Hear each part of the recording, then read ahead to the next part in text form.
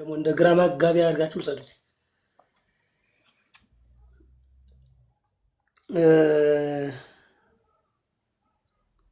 አዳም እንደሚታወቀው የመጀመሪያው ሰው ነው። የመጀመሪያው ሰው እንደመሆኑ መጠን ዘፍጥረት 1:26 እና ዘፍጥረት 2:7 ስንመለከት የአዳምን አፈጣጠር ቅዱስ መጽሐፍ እንደሚነግረን እናውቃለን። በእግዚአብሔር መልክ እንደ ምሳሌው እንደተፈጠረ እናውቃለን። ያ በእግዚአብሔር መልክ የተፈጠረው አካል ከእግዚአብሔር ጋር ኮንትራዲክት እንዳደረገ እና እንደተጣላ ይታወቃል። ስለዚህ በዚህ በመጀመሪያው ሰው ሕያው የነበረው አካል ከእግዚአብሔር ጋር ሲለይ ሕይወት አልባ ሆነ የሚለውን ሀሳብ ነው የምንይዘው። ስለዚህ ከሕይወት አካል ሲለይ ምንም አካል ቢኖርም ሕይወታዊ አካል ያልሆነ እንደሆነ እንረዳለን። በዚህ ምክንያት ከሦስቱ ቅዱስ አንዱ ቅዱስ ሰው እንደሆነና ሰው የሆነበትን ምክንያት ደግሞ ምን ነበረ ስንል ይህንኑ ሰው ሕያው ለማድረግ ነው። የፈጠረው በሕያውነት ሕያው አድርጎ ነበር። ወደ ሕያውነት ለመመለስ ልክ መምህራኑ እንደሚሉት በጥንተ ተፈጥሮ ቀድሞ ባከበረው ልክ ባለመገኘቱ ኋላ በአዲስ ተፈጥሮ ለማክበር የስግው ቃል ወይም ደግሞ የአካላዊ ቃል ሰው መሆን ጉዳይ ስለሆነ ሰው የሆነው አካላዊ ቃል ደግሞ በትንሣኤው በክብር እንደተገለጠ አይተነዋል። ስለዚህ በክብር የተገለጠው ደግሞ ለማን ነው ስንል ለዚሁ ለወደቀው ለአዳም ወይም ደግሞ ለጠፋው ከሕይወት አካል ለተለየው ለአዳም ስለነበረ ቤተ ክርስቲያን ወይም በቅዱስ ያሬድ አንደበት ወይም ስርዓቱን በወሰኑትና ባስተካከሉት በእነ አባ ጊዮርጊስ ዘጋስጫም የስርዓት ድልደላ እና ምልከታ በቅዱስ ያሬድም አንደበት እሱን መሰረት አድርጎ ስለሆነ ቤተክርስቲያናችን የምታመሰጥረው፣ የምትዘምረው፣ የምታመልከው፣ የምታመሰግነው። ስለዚህ ሕያው ሰው ሆነ። ቀድሞ የነበረን ክብር የአራያና የመልክ ነበረ። አሁን ግን አዳም ምን ሆኗል ከተባለ ዳግማዊ አዳም ሲገለጥ፣ ዳግማዊ አዳም ሲነሳ የመጀመሪያው አዳም ምን ሆኗል ከተባለ በሥላሴ ዙፋን ላይ ቦታ እንዳገኘ የምናይበት ስለሆነ ስለዚህ ሐሙስን በሐሙስ ዕለት ከሚለው ሐሳብ ጋር በማያያዝ በሐሙስ ቀን እንደሚድን በዚህ በትውፊት መጽሐፍ ላይ የሚነገረው እንዳለ ሆኖ በዘፍጥረት 3:15 ላይ በአንተና በሴቲቱ በዘርና በዘር መካከል ጠላትነትን አደርጋለሁ፣ ስለዚህ የሴቲቱ ዘር ደግሞ የእባቡን ዘር እንደሚቀጠቅጥ የሚያሳየን ክፍል እንዳለ የቃል ኪዳን ሰነድ አለ። ከዛም አልፎ ስንመጣ በዚህ በዳዊት መዝሙር ካልተሳሳትኩኝ በምዕራፍ 2 ይመስለኛል ወትርኢዮሙ በበትረ ሐፂን የሚል ንባብ አለ። በብረት በትር የምትገዛቸው የሚለውን ሐሳብ ያሳየናል። ከዚያም አልፈን ስንሄድ ደግሞ በዚህ በራእይ ላይ ደግሞ 12 ላይ ሴቲቱ የወለደችው በብረት በትር የሚገዛ እንደሆነ ባለራእዩ እንደነገረ እናያለን። ስለዚህ በብረት በትር የሚገዛው ከአብ የተወለደው ነው። ያ ደግሞ ከአብ የተወለደው ደግሞ ከማርያም የተወለደው ነው። ከማርያም የተወለደው ደግሞ ከአብ የተወለደ ስለሆነ እሱ ዳግማዊ አዳም ብሎ ቅዱስ ጳውሎስ እንደገለጸልን ይታወቃል። ስለዚህ ያ ዳግማዊ አዳም ቀዳማዊ አዳምን ሕያው አካል አድርጎ የተነሳበት ወይም ደግሞ የሰው ዘር ወይም ደግሞ ዓለም በአጠቃላይ የዳነበትን ጉዳይ ከማሰብ የተነሳ እሱን ሀሳብ ለማስታወስ ነው። ከዚህ የተነሳ ምን ለማለት ነው የፈለኩት? ስለዚህ አዳም ሕያው ሆነ የሚለው አንድ ጉዳይ ነው።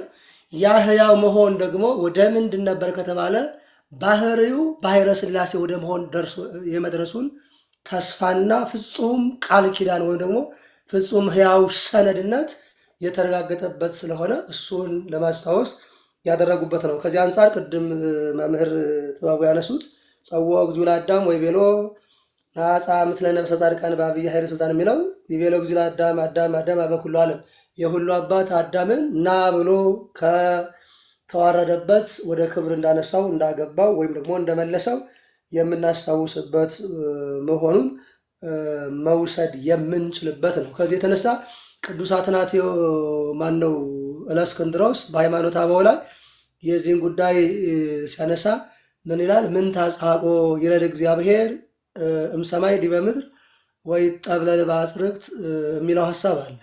ምን አተጋው? ያተጋው ምን ነበረ ስንል በጨርቅ መጠቅለል፣ በብረት መተኛት፣ ከሴቲቱ ጡት መጥባት፣ ያ ወንጀለኛው ጲላጦስ ይጠቃቀስበት ዘንድ እዛ ድረስ የሄደው ምን ነበር ያተጋው ስንል ወደ ቀደመ ርስቱ ወይም ደግሞ እኛን ከጠፋንበት ለመመለስ ነው የሚለው የሊቃውንቱን ሀሳብ የሚያጎላ ስለሆነ፣ ስለዚህ አዳም ስንል ሁሉንም አዳማዊ የሆነውን ዓለም ወደ ነበረበት ከነበረበትም በበለጠ ክብር ለማንሳትና ለመመለስ ይሄ የመጣበትን ዓላማ ወይም ደግሞ አድራጊው አካል ላደረገለት አካል ማስታወሻ የሆነበት ነው ማለት ነው ባጭር ቋንቋ።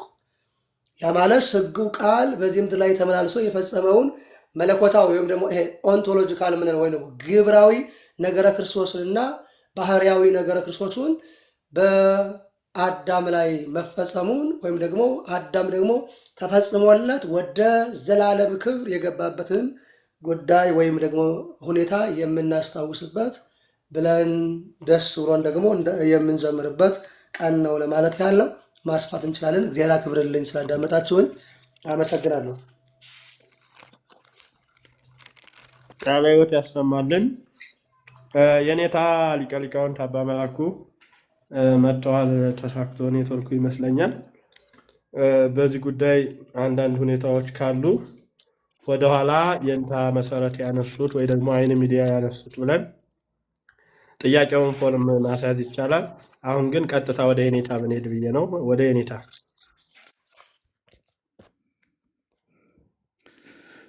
ወደ እኔ ነው? አዎ የኔትዬ፣ ወደ እርስዎ።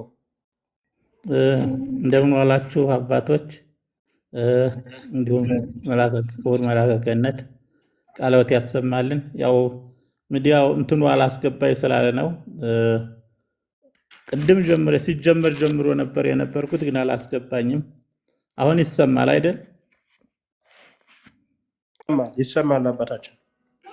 አዎ ዛሬ እንዲያው በቤተክርስቲያን የምታሰበው አዳም የሚል ነው። እንግዲህ አዳም ማን ነው? ሁላችንም የምናውቀው ነው። በእግዚአብሔር መልክና ምሳሌ የተፈጠረ ነው የሚል ነው። እንግዲህ የእግዚአብሔር መልክ ጽድቅ፣ ቅድስና፣ ፍቅርና ሕይወት ነው። ምንድነው?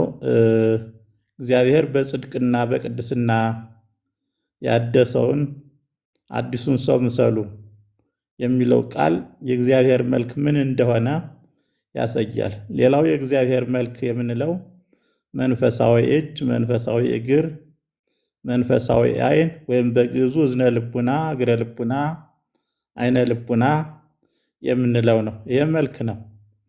ምሳሌ የሚለው ደግሞ አዳምን የሚገልጠው በምድር ላይ አዳም ገዥ ነው፣ እግዚአብሔር ገዥ ነው። በምድር ላይ አዳም እንስሳትን፣ አራዊትን ከመሬት በላይ ከሰማይ በታች ያሉትን ሁሉ እንዲያስተዳድር ሰጥቶታል። ስለዚህ ይህን የሚገልጥ የእግዚአብሔር ምሳሌ በምድር ላይ አዳም ብቻ ነው። ሌላው አዳም ከሶስት ነገር ነው የተፈጠረው። ምንድነው? እግዚአብሔር አምላክም አዳምን ከምድር አፈር አበጀው ይልና በአፍንጫውም የሕይወት እስትንፋስ እፍ አለበት፣ ሰውም ሕያው ነፍስ ያለው ሆነ። ወገብሮ እግዚአብሔር ለአዳም መሬተ ምድር፣ ከምድር አፈር አበጀው፣ ወነፋ ላዕሌሁ መንፈሰ ሕይወት፣ የሕይወት እስትንፋስን እፍ አለበት። ወኮነ እጓለ እመሕያው በመንፈሰ ሕይወት፣ ሰውም የሕይወት እስትንፋስ ያለበት ሕያው ነፍስ ሆነ። ስለዚህ አበጀው የሚለው መስተካከልን፣ ማማርንና ውበትን የሚያጠቃልል ነው። መበጀት፣ በእግዚአብሔር እጅ መበጀትን ነው። መፈጠርም ብቻ ሳይሆን መበጀትን፣ ከሌሎቹ የለም። ያው እፍ አለበት የሚለው ደግሞ እውቀት፣ አእምሮ እና መንፈሳዊ ሕይወት፣ በሌላ በኩል መንፈስ ማለት ነው። መንፈስ ያው ልዩ ትርጉም ቢሰጥም በብዙዎቹ ፈቃድ፣ ፍላጎት፣ ስሜት፣ አስተሳሰብ ማለት ነው። ነፍስ ደግሞ ለባዊነት፣ ሕያዊነት፣ ነባቢነት፣ መናገር፣ ማስተዋል እና ማሰብ እነዚህ የነፍስ ስራ ናቸው። በአጭሩ አዳም አፈር፣ ነፍስ ስጋ አለው ማለት ነው። አፈሩ ሙቀት አለው፣ ስጋው ማለት ነው። ሙቀት አለው፣ ውሃነት አለው፣ እሳትነት አለው አፈሩ ስጋ። ስለዚህ አዳም 4 ነገሮች በውስጡ አሉት ማለት ነው። አዳም ይሄ ነው እንግዲህ አዳም ይሄ ነው። አዳም የእግዚአብሔር መልክ አለው። አዳም የእግዚአብሔር ምሳሌ አለው። አዳም መንፈስ አለው። አዳም ነፍስ አለው። አዳም መንፈስ አለው። ይህ ስለ አዳም የምናውቀው ነገር ነው። ስለዚህ አዳም ምን ሆነ ወደሚለው ደግሞ አዳም ያው ከዚያ ደግሞ አዳም ምንድን ነው? አዳም ገነትን የሚጠብቅ ነው። አዳም የተሰጡት ነገሮች አሉ። አዳም በገነት ያለውን ሁሉ ይበላል። አዳም በተቀመጠባት የሕይወት ዛፍ አለ። አዳም በተቀመጠባት ገነት የሞትና የክፉና መልካምን የምታሳውቅ ዛፍ አለች የሚለው ደግሞ አዳምን ያሳየናል። ይህ ሁሉ አዳም ያሳየናል። አሁን አዳም ምን ሆነ የሚለውን ያው ሁላችን የምናውቀው አዳም እውነተኛውን እግዚአብሔር ቃሉን አልጠበቀም። የእውነተኛውን እግዚአብሔር አዳም የማያውቀውን የእባቡን ድምፅ ሰማ። አዳም ዓይኑ ክፉን ወደ ማየት፣ ልቡ ክፉን ወደ ማስተዋል፣ እግዚአብሔር ትእዛዝ ወደ ማፈንቀጥ አዘነበለ። ከዚያ ደግሞ አዳም ተረገመ። አዳም ሟች ሆነ። አዳም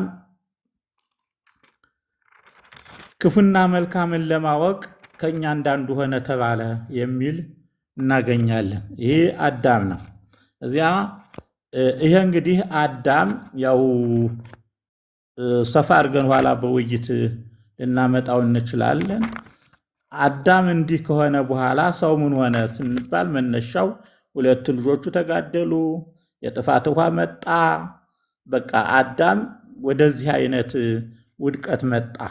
በአጠቃላይ ደግሞ ከእግር እስከ ራስ ያልቆሰለ የለም ብሎ ኢሳይያስ በምዕራፍ 1 እንደተናገረው ሁሉም ሰው ቁስለኛ ሆነ።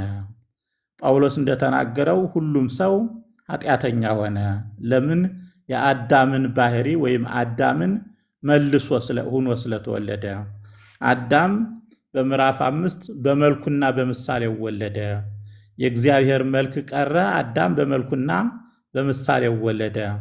በመልኩና በምሳሌው የወለዳቸው የአዳም ልጆች አዳማውያን ናቸውና ኃጢአትን መስራት ጀመሩ እና ምድራውያን ተባሉ ይላል። ምድራውያን ተባልን ሆነ ማለት ነው። ቅዱስ ጳውሎስ ስለ አዳም የተናገረው ቃል አለ። እንዲሁ መሬታዊው እንዲሁ እንደሆነ ማለት እንደ መሬታዊ ነን ይላል። እንደ መሬታዊው ፍጥረታዊ ነን። ፍጥረታዊ ሰው አለ፣ መንፈሳዊ ሰው አለ ይልና ያነጻጽራል። በመሬታዊው የመሬታዊውን መልክ እንመስላለን ማለት ሟቾች ነን። በሰማዩ ደግሞ የሰማዩን መልክ ለብሰናል። የሰማዩን መልክ ለብሰናል እያለ ድንቅ ምስጢር ያመሰጥረዋል ማለት ያራቅቀዋል። ቅዱስ ጳውሎስ ሰው ከመሬት መሬታዊ ነው፣ ሁለተኛው ሰው ከሰማይ ሰማያዊ ነው። መሬታዊ እንደሆነ መሬታውያን የሆኑት ደግሞ እንዲሁ ናቸው። ሰማያዊ እንደሆነ ሰማያውያን የሆኑት ደግሞ እንዲሁ ናቸው። የዚያን የመሬታዊውን መልክ እንደለበስን የሰማያዊ መልክ ደግሞ እንለብሳለን ይላል።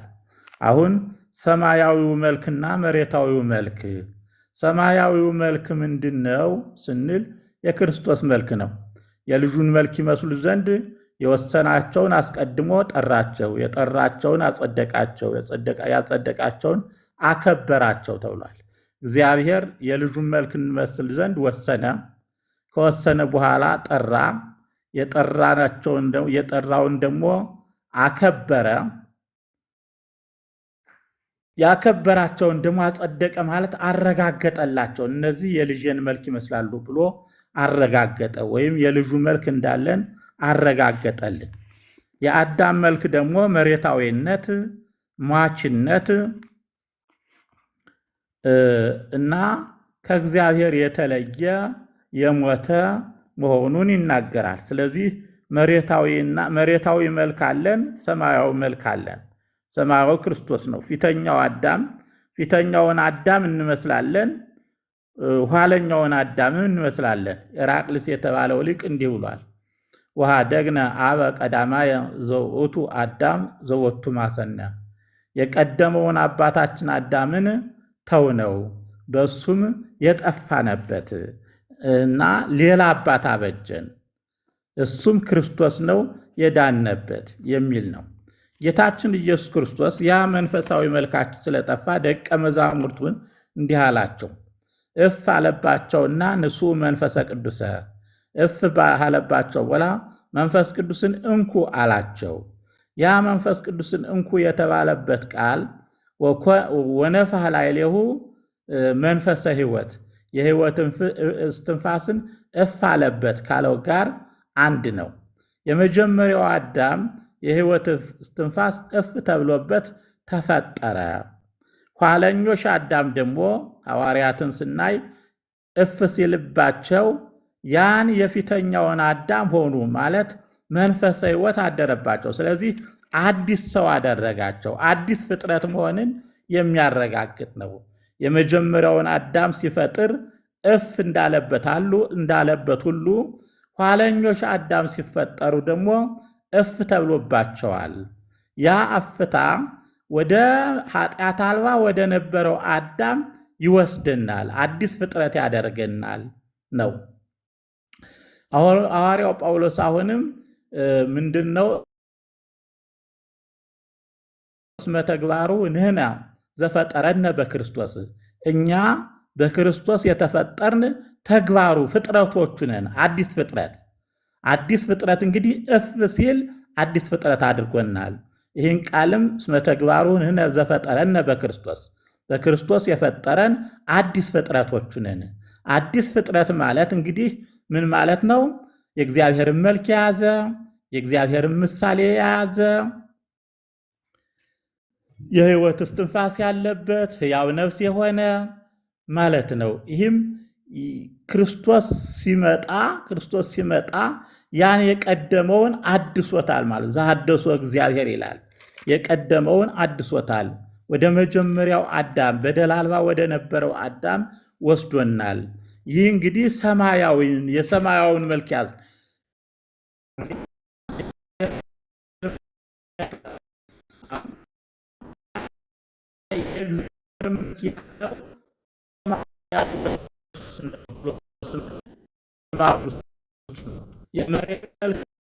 እንደመስሉ ማለት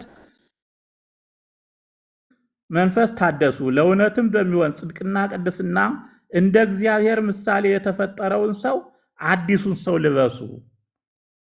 እንደ እግዚአብሔር ፍጣሪ የተፈጠረው ሰው አዲሱን ሰው፣ አዲስ ሰው የተባለ እንግዲህ የአዳም መልክ ነው ማለት ነው። ያ አዲሱን ሰው አዲሱን መልክ ልበሱ ብሎ ሐዋርያው ጳውሎስ ይመክረናል። አዳም ስንል እንግዲህ እነዚህን ሁሉ የሚያስተምረን ወይም የሚያስገነዝበን ነው ማለት ነው። ስላዳመጣችሁኝ አመሰግናለሁኝ። ቢቆራረጥም እንግዲህ ተቆራርጦ የተሰማ ይሆናል ብዬ አስባለሁ። ወደ መጨረሻ የተወሰነ ተቆራርጦ ነበረ የኔታ። እስከምን ድረስ ይሆን? እዚህ በግምት ከአንድ ወይ 2 ደቂቃ ያህል የተናገሩት ይቆራረጥ ነበረ። እስቲ ምናልባሽ ክርስቶስ እፍ አለባቸው የሚል ቃል ተናግሬ ምንድን ነው ያልኩት? ጥሩ ከሱ ይጀምሩ። ጥሩ ነው። አዎ ከሱ እፍ በኋላ አለባቸው። እፍ ያለው አዳምን ወነፋሕ ላዕሌሁ መንፈሰ ሕይወት ይላል። የሕይወት መንፈስ እፍ ብሎ ፈጠረው። ኋለኞችን ደግሞ አዲስ አዳም ለማድረግ ክርስቶስ ንሱሕ መንፈሰ ቅዱስ ብሎ ወነፋሕ ላዕሌሁ መንፈሰ ሕይወት የሕይወት መንፈስን እፍ አለባቸው። ስለዚህ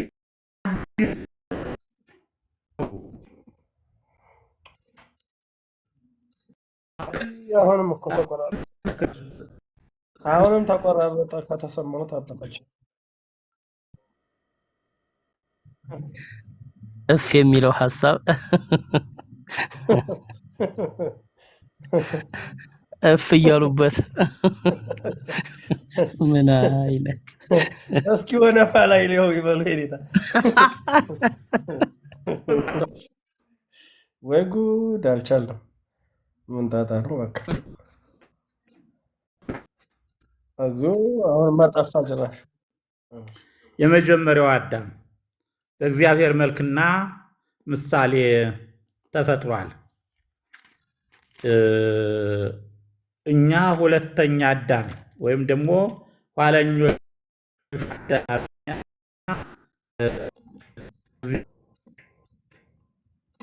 መልሶ ተቆራርጧል። ሄዴታ መልሶ ተቆራረጠ። አዳም በእግዚአብሔር መልክና ምሳሌ ተፈጠረ ይላል።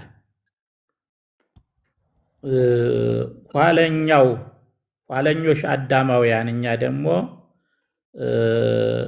ሰማያዊውን መልክ እንመስላለን። የመሬታውን መልክ በፊተኛው አዳም እንደያዝን ሁሉ የሰማያዊውን መልክ ደግሞ እንለብሳለን።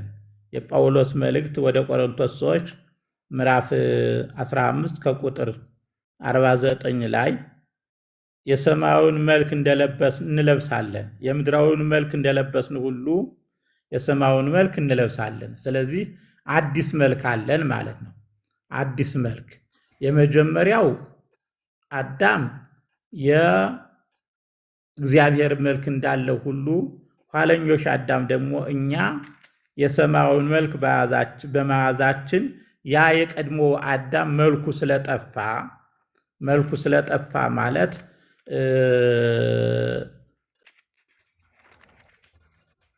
የእግዚአብሔርን መልክ መምሰሉ ማለት መንፈሳዊ አካሉ፣ መንፈሳዊ እጁ ወደ ቅጠል፣ መንፈሳዊ ዓይኑ ወደ ዛፏ፣ መንፈሳዊ እግሩ ወደ መደበቅ ወደ መሸሸት ስለሄደ አዲሶቹ ፍጥረታት ወይም በክርስቶስ የተፈጠርን አዲሱ ፍጥረታት ደግሞ ሁለተኛውን አዳም መስለል የሰማዩ መልክ ይዘናል የሚል ነው። እንደዚሁ ደግሞ አሮጌውን ሰው አስወግዱ፣ ይህ ማለት አዳማዊ አስተሳሰብን አስወግዱ ይልና ወልበስዎ ለሐዲስ ብእሲ ዘሐደሶ እግዚአብሔር በጽድቅ ወበቅድስና፣ እግዚአብሔር በጽድቅና በቅድስና እንደ እግዚአብሔር ምሳሌ የተፈጠረውን ሰው አዲሱን ሰው ልበሱ። አዲሱን ሰው ሁነናል። አዲሱ ሰው ማለት በጽድቅና በቅድስና ቀድሞ የተፈጠረውን አዲስ ሰው አዲስ ፍጥረት መሆን ነው። ጳውሎስም እስመ ተግባሩ ንሕነ ዘፈጠረነ በክርስቶስ፣ መጀመሪያ እግዚአብሔር አዳምን ከምድር አፈር አበጀው። አሁን ደግሞ በክርስቶስ የተፈጠርን አዲስ ፍጥረቶች ነን። ስለዚህ ያኛው በአዳም የተፈጠረው ፍጥረት አለ፣ ከምድር አፈር የተፈጠር ነው።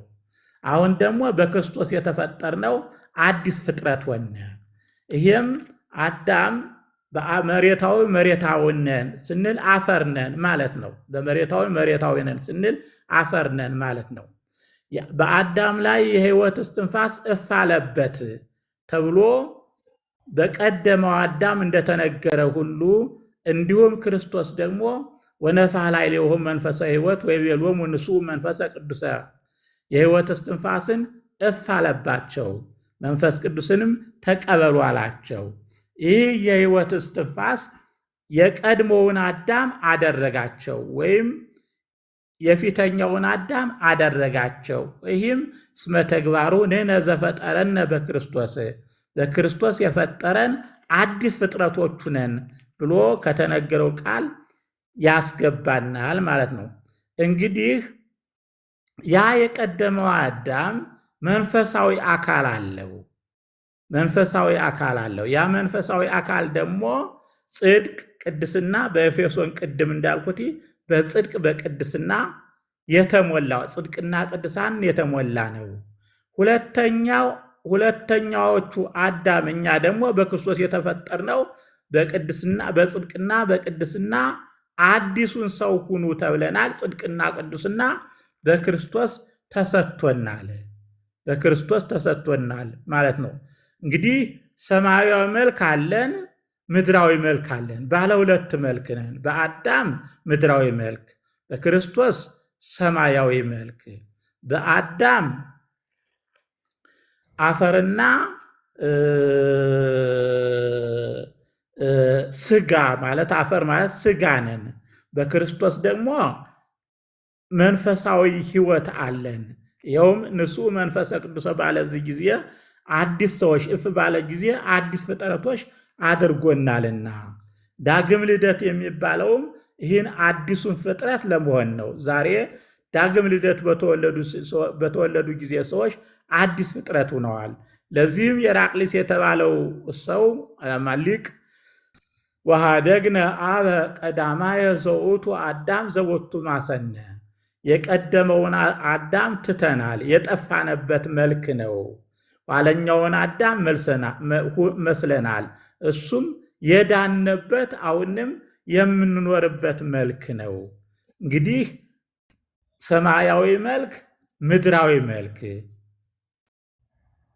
እፍ የተባለብን መንፈሳዊ ሕይወት፣ ኋላ ደግሞ እፍ የተባለብን መንፈሳዊ ሕይወት በአዳም የነበረው ስለጠፋ እንደገና በክርስቶስ አዲስ ፍጥረቶች ሆነን ተፈጥረናል የሚለውን ቃል ነው እንትን ያልኩት። አሁን ንጽጽሩ ነው። ቅድም ግን አዳምና እንትን በጠቅላላ ምን እንደሚመስል ነው ያየ ነው። አዳምና ሌሎቹ ምድራውያን አዳም፣ የቀደመው አዳምና የኋለኛው አዳም።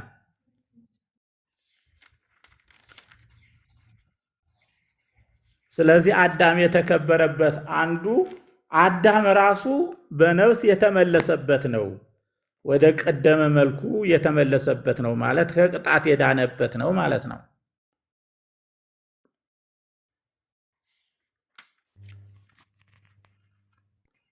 ይሰማል አባታችን። እሺ እንግዲህ ወደ ውይይቱ መሄድ እንችላለን። ቃለ ሕይወት ያሰማልን አባታችን፣ ቃለ ሕይወት ያሰማልን። በሚገርም ሁኔታ ነው የተወሰነ ኔትወርክ አስቸግሮን እንዲቆራረጡ ቢሆንና ደግሞ ቶሎ እንዳይገቡ ቢያደርገውትም ግን ለእኛ ከሚገባው በላይ ተሳክቶልናል። እግዚአብሔር አምላካችን እድሜና ጤና ይስጥልን። ከዚህ በኋላ በቅደም ተከተሉ መሰረት ሁሌም እንደምንለው በጣም በዘርፍ ጉዳዮች ላይ ብዙ ሳንደክም ቀጥታና ይሄ በተለይ ዳግማዊ አዳምን እና ቀዳማዊ አዳምን አሁን ደግሞ ትንሽ በጣም ደስ የሚለው ነገር የበፊቱን ዘቦቱ ማሰን ነው የሚለውን የዚህን ቃለ ኤራቅሊስን አንስተው ያነሷት ነጥብ በጣም ኢንተረስቲንግ ናት። ከእሱም ጋር በተያያዘ ያላችሁን ጥያቄ ማቅረብ ትችላላችሁ። ላይ ያላችሁት ሌላ ጊዜም እንደምንለው ሚዩቱን አንስታችሁ መናገር ትችላላችሁ በድምፅ። እታች ያላችሁት ደግሞ በጽሁፍ።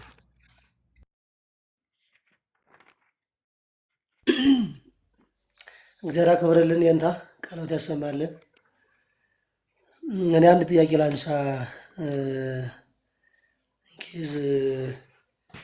ጎትቼ ካመጣሁትም እንግዲህ አከራካሪ የሆነ ነጥብ ስለሆነ የንታ እንዲያጠሩት ፈልጌ ነው። ቀዳማዊ አዳምን ከተፈጥሮ አንጻር የንታ እያነሱት ነበርና ከዛ አንጻር ሶስት ነገር ያለው ነው ብለውናልና ሶስቱ ነገር ስጋ፣ መንፈስ እና ነፍስ የሚል መሰለኝ፣ ግን ካልተሳሳትኩ እንደሰማሁት ልክ ነው። እንደዚያ ነው ያልኩት። መልካም። እሺ እንትን ስለዚህ ያ ከሆነ ስጋ ስንል የአራቱ ባህሪያት ክፍል ከሆነ ነፍስ ስንልና መንፈስ ስንል ልዩነቱ ምንድን ነው? አንዳንድ ሰዎች ከሁለት ነገር ነው እንጂ ሶስት አይደለም የሚል በተለይ ጎልቶ የሚነገር ስላለ በዚያው ለእኔ እንዲጠራልኝ ስለፈለግኩ ነው። አንዳንድ ክርክሮችም ስለነበሩ ሰውም እንደሚያውቁት እዚህ ትርጓሜ መቅድመ ወንጌሉ ላይ ወሶ በተፈጸመ ፍጥረቱ ለአዳም ዘቦቱ ሰለስቱ ኃይል የሚል ንባብ አለ እንደሚያውቁት ሌሎችም ሊቃውንት እንደምታውቁት። ስለዚህ ኃይለ ዘር፣ ኃይለ እንስሳና ኃይለ ንባብ የሚል በሶስቱን ካውንት የሚያደርግ ስላለ እዚህ ዕብራውያን ላይ ያለውም እና ሌሎች ባሉበትም ተመሳሳይ ሀሳቦች አሉና በብዙ ነገር ይነሳልና ስለዚህ ሶስት ከሆኑ እነዚህ ስጋ፣ ነፍስና መንፈስ የተሰጡት ከሆነ ቀዳማዊ አዳም ከእግዚአብሔር ሕይወቱ ሲለይ ያጣው ምንድን ነው? ያጣው ምንድን ነው ስን ምን ማለት ነው? በተፈጥሮ ካገኘው ያጣው ነገር አለ ወይ? በተፈጥሮ የተገኘ ማለት ምን ማለት ነው? የተገነባበት ሰው የተባለበት ልክ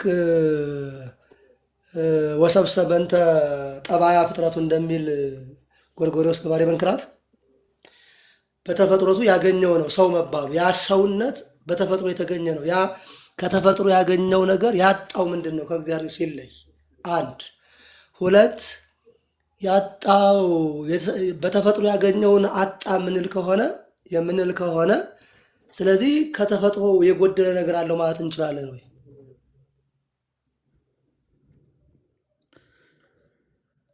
እሺ፣ አመሰግናል። ጥሩ ጥያቄ ነው። መጀመሪያ አዳም ሶስት ነገር አለው ወይስ ሁለት ነገር አለው የሚለውን ግልጽ ላድርገው። ሐዋርያው ጳውሎስ ወደ ተሰሎንቄ ሰዎች የጻፈው መልእክት የሰላም አምላክ ራሱ ሁለንተናችሁን ይቀድስ ይልና መንፈሳችሁን፣ ነፍሳችሁን፣ ስጋችሁን ይላል።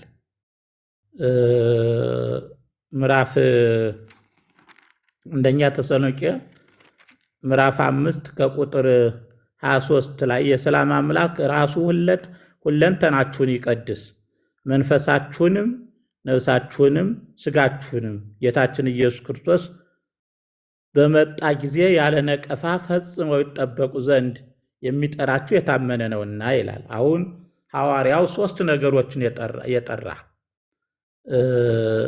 መንፈስ፣ ስጋ፣ መንፈስ፣ ነፍስ፣ ስጋ። ይህ ሶስት ነገር ነው። አራት የሚለው በእኔ እይታ ይሄ አራቱ ባህሪያት አሉት የሚለው ባህሪያት በሚል ሳይሆን አራት ህይወት የሚሆኑ አራት ነገሮች በውስጡ አሉ። በስጋ ውስጥ አራት ነገር አለ የሚል ነው። ይህ ማለት ውሃ አለ። ባህሪ አንድ ነው። ባህሪን አንድ ብለን ብንወስደው የተሻለ ነው። ባህሪያት የሚሉት አስቸጋሪ ናቸው ሲጠኑ። ባህሪ ማንነት ነው። ግን በአንዱ ባህሪ ውስጥ በአዳም ስጋ ባህሪ ውስጥ ምን አለ? ውሃ አለ፣ ሙቀት አለ፣ ስጋ አለ፣ እስትንፋስ አለ። በአንድ ባህሪ ውስጥ በአንድ ማንነት ውስጥ ማለት ነው። ባህሪን ማንነት ብለን ከወሰድነው ይህን ነው ማለት የምንችለው። ብዙ ጊዜ በእንትኖች በዚህ በድርሳናትም የተለያዩ መጻሕፍቶችም ባህሪ ተብሎ ስለተለመደ እንጂ በቅዱስ መጽሐፍ ግን በዚህ በቋል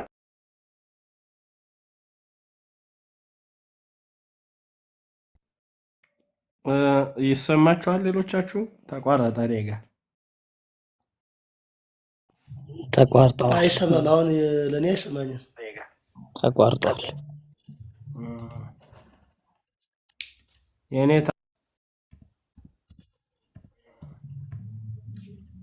ወይ ወጥተው ቢገቡ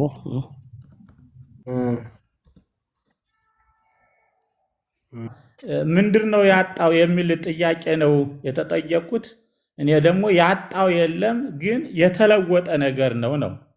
አሁን መንፈሳዊ መልኩ አለ እንደነበረ ነው። ግን ወደ ምን ነው የተለወጠ የሚለውን ነው ማየት የፈለኩ። ያን እንደጀመርኩኝ ነው ያጣሁት።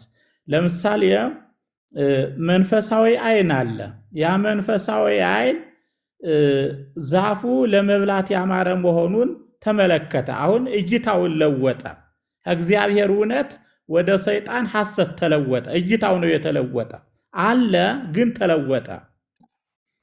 ከዚያ ይቀጥልና መንፈሳዊ ጥበብ አለ ይህ ነበረው። ስለዚህ ያ ጥበብ ደግሞ ወደ ምን ወሰደው? አምላክ ወደ ሆናለሁ ወደሚል ወደ ትዕቢት ወይም ደግሞ ይህም ለመብላት መልካም እንደሆነ ፍሬውም ወሰደሽና በላሽ። ይህ ለመብላትም ለማየትም ለጥበብ መልካም እንደሆነ ተመለከተሽ። አሁን ምልከታው ተለወጠ። ምልከታው ተለወጠ። ይህ የውስጥ ምልከታ መንፈሳዊ አይኑ ተለወጠ። መንፈሳዊ አስተሳሰቡ ተለወጠ።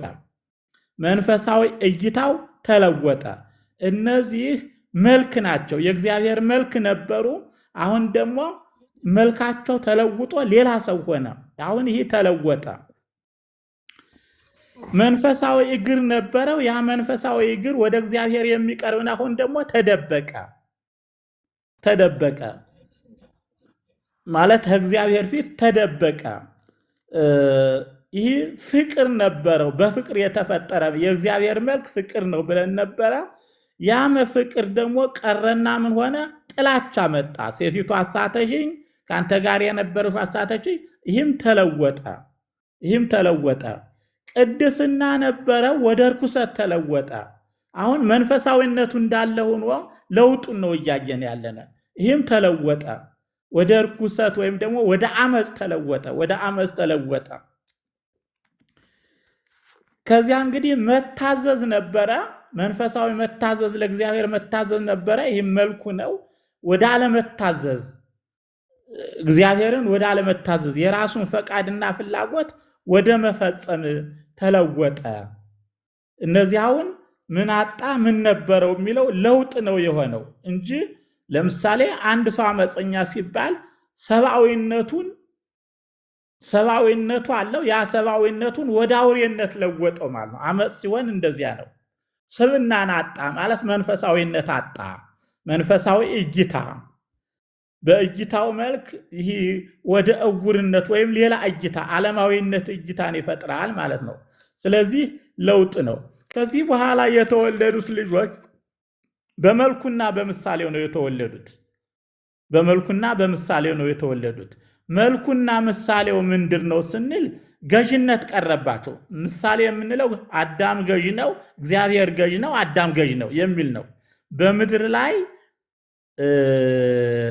አዳም በምድር ላይ የእግዚአብሔር ምሳሌ ነው። በገዥነቱ፣ ስም በማውጣቱ፣ በማስተዳደሩ፣ በመምራቱ፣ በንጉስነቱ የምድር ንጉስ ስለሆነ ስለዚህ እግዚአብሔር ምሳሌ ነው። በመልኩ ደግሞ መንፈሳዊ እጅ፣ መንፈሳዊ እግር፣ መንፈሳዊ አይን፣ መንፈሳዊ ሁለንተና ልቡና፣ ሁለንተናው ቅዱስ መሆኑ ይሄ ደግሞ መልኩ ነው። መልኩም ምሳሌው ሁለት ናቸው። በስጋ ግን አይመሳሰልም። ለብቻው አዳም የግሉ ነው። ይሄ ስጋ ማለት መብላት መጠጣት የግሉ ነው። ስለዚህ የወለዳቸው ልጆች በመንፈስም በስጋም የሱ ብቻ ሆኑ። በመልኩና በምሳሌው ወለደ ስለዋለ ተባለ የሱ ብቻ ሆኑ። ስለዚህ ክርስቶስ ሲመጣ ክርስቶስ ኋለኛው አዳም ነው። ምን ሆነ? ልክ በምድር ላይ እግዚአብሔርን የሚገልጥ ሆነ። ኋለኛው አዳም ስንል ገዥ ሆነ። በምን ላይ ገዥ? በሞት ላይ ገዥ ሆነ። ሞትን የሚገዛ የሚቆጣጠር ሆነ። ፍቅርን የተሞላ ሆነ። ጸጋና ጽድቅን የተሞላ ሆነ። መጽሐፉ እንደነገረን ዝም ብሎ ጸጋ ወጽድቅ ነው የሚለው። ፍቅርን የተሞላ ሆነ። ስለዚህ ክርስቶስ ደግሞ ወለደ። ክርስቶስ ሲወልደን ደግሞ ምን ሆነ? እንደ መልኩና እንደ ምሳሌው ወለደን። እንደ ምሳሌው ልክ መግዛቻል። በተለይ አጋንንትን ወሀብክሙ ስልጣነ ከመ ትኪዱ ከእሴው አቃርተ ወዲበ ኩሉ ኃይለ ጸላይ ስልጣን ሰጣቸው። በሞት ላይ ስልጣን ሰጣቸው። በደዌ ላይ ስልጣን ሰጠ። ልክ ያ አዳም የነበረውን ስልጣን አይነት ስልጣን ሰጠ። ምክንያቱም ከዚያ ቀድም ያልኩት ምንድነው? እስመ ተግባሩ ንሕነ ዘፈጠረነ በክርስቶስ በክርስቶስ የፈጠረን ፍጥረቶቹ ነን፣ ሌላ ፍጥረቶቹ ነን። እፍ ባለ ጊዜም በአዳም እፍ የተባለው ነገር በደቀ መዛሙርቱ እፍ ሲባል አዲስ ፍጥረቶች ነው ተፈጥረዋል ነው። አዲስ ፍጥረቶች ነው ተፈጥረዋል የሚል ነው። እነዚህ ነው እንግዲህ አሁን ኋለኛው አዳም ፊተኛው አዳም ያን ይመስል ነበር። ደግሞ ሁለኛው አዳም ደግሞ እንደ መልኩ ፈጠረን። ኋለኛው አዳም ፊተኛው አዳምም እንደ መልኩ ፈጠረን፣ ኋለኛው አዳምም እንደ መልኩ ፈጠረን። ስለዚህ እኛ የፊተኛውን አዳም መልክ ትተን የኋለኛውን መልክ አዳም ለብሰናል በሚል ነው። ካልተጠየቀ የቀረ ካለ ወይም የረሳሁት ካለ ወይም ደግሞ ያልገባ በደንብ ያልተበራራ ካለ እንትን ይበሉ፣ እንትን ይህ ጎሏል ይበሉና ለማስተካከል ሞክራለሁ ወይም ለሌሎች አሳልፌ እሰጣለሁ። አባታችን እኔ የቀረም ይመስለኝ በደንብ ሰፊ ስዕል ለመስጠት የተሟላ ስዕል እንዲኖረው የትራይኮቶሚ እና ዳይኮቶሚ የሚለው ማለት 2 እና 3 የሚለው ይሄ ለቀድሶተ ስጋ ወነፍስ ወመንፈስ የሚሉ አሉ። የእኛም ንባብ ላይ ቅድም ያሉትም አለ የቅዱስ ጳውሎስ። ደግሞ አንዳንድ ጊዜ ነፍስና ስጋ ብቻ ብለን የምንገልጸው እንትን ስላለ ይህንን እስኪ ሙሉ ስዕል ለመስጠት ያህል ቢሄዱበት ደስ ይለኛል። አዎ እውነት ነው። እሱን እንትን አላልኩትም ቅድም እዚህ ከተሰሎንቄ እንደጀመርኩት የቀረ መሰለኝ። በተሰሎንቄ ቅድም ያልኩት እግዚአብሔር ነፍሳችሁን፣ መንፈሳችሁን፣ ስጋችሁን ይቀድስ ይላል። አሁን ያልኩት ደግሞ ለቀድሶ ስጋ ወነፍስ ወመንፈስ ይላል። እኛ አሁን 3 ነው የምንል በዚህ መልኩ ነፍስ፣ ስጋ፣ መንፈስ። 2 የሚሉት ደግሞ ነፍስና መንፈስን አንድ በማድረግ ስጋ እና ነፍስ ብቻ ነው የሚል ነው። እንግዲህ ይህ ከሆነ መውሰድ ያለብን ጥሬ ንባብ ያለውን ወይም ገጸ ንባብ ያለውን ነው። ሁለመናችሁን ነው ያለው ጳውሎስ በተሰሎንቄ መልእክቱ። ሁለመናችሁን ካለ በኋላ ሁለመና ምንድን ነው ለሚለው መልስ የሰጠው ነፍሳችሁን ሁለንተናችሁን ይቀድስ ካለ በኋላ መንፈሳችሁን፣ ነፍሳችሁን፣ ስጋችሁን ሁለንተና የሚለው ይሄ ነው። ሁለንተና ከዚያም የሥላሴን ማንነት ሥላሴን ይገልጻል።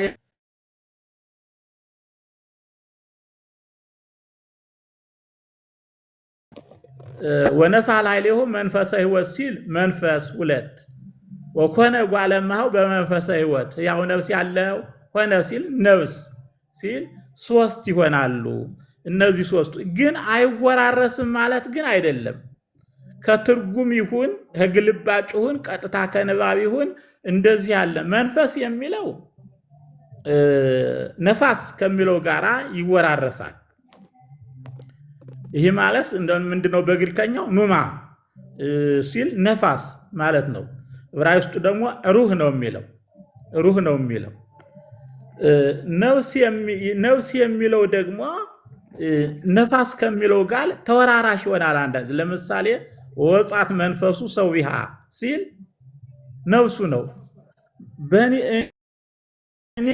እንደኔ ደግሞ ሌሎቹ ታስተካክላላችሁ። መንፈስ አስተሳሳሪው ነው።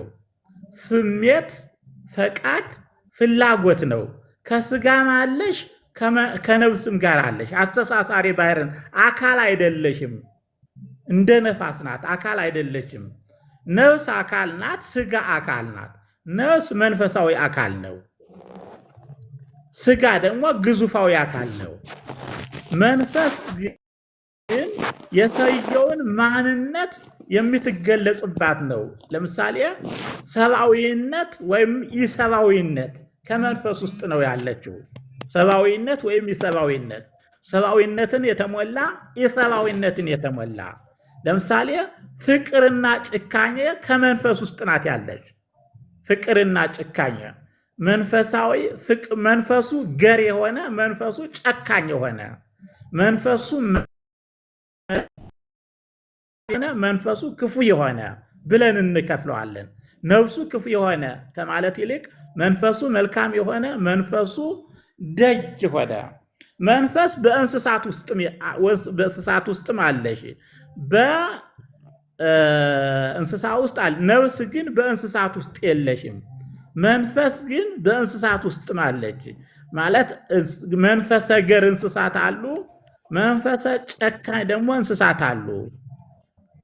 ታማኝ እንስሳት አሉ፣ አታላይና አጭበርባሪ እንስሳት አሉ። እንስሳት አሉ። እነዚህ መንፈስ በእንስሳትም በሰው ስም የምትገኝ ልክ አንዳንድ ጊዜ ከነፋስ ጋር የምትመሳሰል ናት። ነፍስ ግን ለሰው የተለየ የግሉ ናት፣ ከእግዚአብሔር የተሰጠሽ የሚል ነው እንትኑ። እንግዲህ ሌሎቻችሁ ስታዳብሩት ደግሞ ስንወያይበት እንትን ይሰፋል።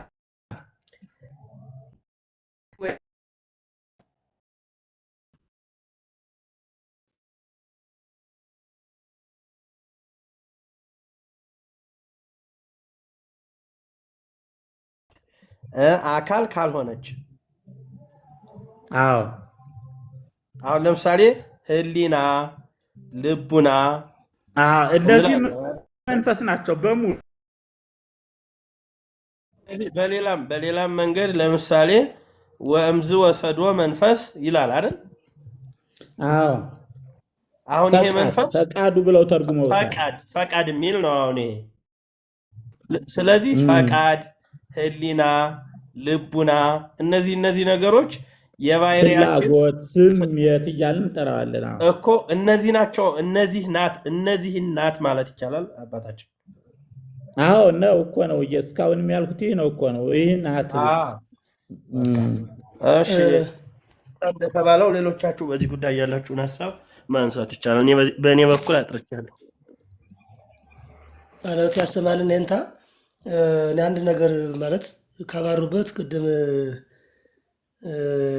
የኔታ ያዕቆብም ሲሉት ከነበረው ከጠየቁት ሀሳብ መንፈስ የአካላዊት ናት፣ ደግሞም የአካላዊት ናት ብቻ ሳይሆን የምታስተሳሰር ናት። ማንና ማንን ስንል ስጋንና ነፍስን የሚል ነው የንታ ጥቅል ሀሳብ የሰጡን ይመስለኛል። ግን ሶስት ነው የሚለውን ሀሳብ አጉልተው ስለሄዱበት ላይ አንዲት ነገር ልጨምር። እሺ ሰው ወደ እግዚአብሔር ተለይቶ ሲሄድ ከነ መንፈሱ ነው የሚሄደው። ይህ ማለት ደግሞ ከነ ሙሉ ማንነቱ ነው። መንፈስ ሙሉ ማንነትን የምትገልጸው መንፈስ ናት። ስለዚህ ስጋ ያው እስትንፋሱ ሲቆም ስለሚቆም ስጋ ምንም የለውም፣ ያለ መንፈስ ይሆናል። ነፍስ ግን መንፈሷን ይዛ ትሄዳለች። ማለት ይህ ማለት ስሜት፣ ፈቃድ ያ ባህሪዋን ሙሉ ባህሪዋን ይዛ ሙሉ ሰው ሆና ወደ እግዚአብሔር ትሄድ ያለምንም ጎደሎ። ምክንያቱም የቀረው ግዙፉ ነው። ግዙፉ ስጋ ብቻ ነው የቀረባት እንጂ መንፈስ ሁለንተናን የሚገልጽ ስለሆነ ስለዚህ ትናገራለች በእግዚአብሔር ፊት፣ አትሞትም፣ ሕያው ናት፣ ታስተውላለች፣ ታስባለች። ይህ ማለት መንፈሷ ውስጧ ስላለ ወደ እግዚአብሔር ሲሄድም ሰው ተነ መንፈሱ፣ ይህ ደግሞ ሙሉ ማንነቱ ማለት ይቻላል። ስጋ በስተቀር ከግዙፉ ከሚጫበጠውና ከሚዳሰሰው በስተቀር ሙሉ ማንነቱን ይዞ ወደ እግዚአብሔር ይቀርባል ማለት ነው። እሺ ታስማለን። የኔታ ይቀጥሉ። የኔታ መሰረት እሺ ካለው ሀሳብ የኔታ ሀሳብ እንዲሰጡበት አስቤ ነው። ደግሞ መጋቢ ብሉይ እንዲሰፋና እንዲገባ ስለፈለኩ እንዲሰፋ አወያይም ስለሆነ በጣም አወያይ ነው። አዎ ያወያያል በጣም።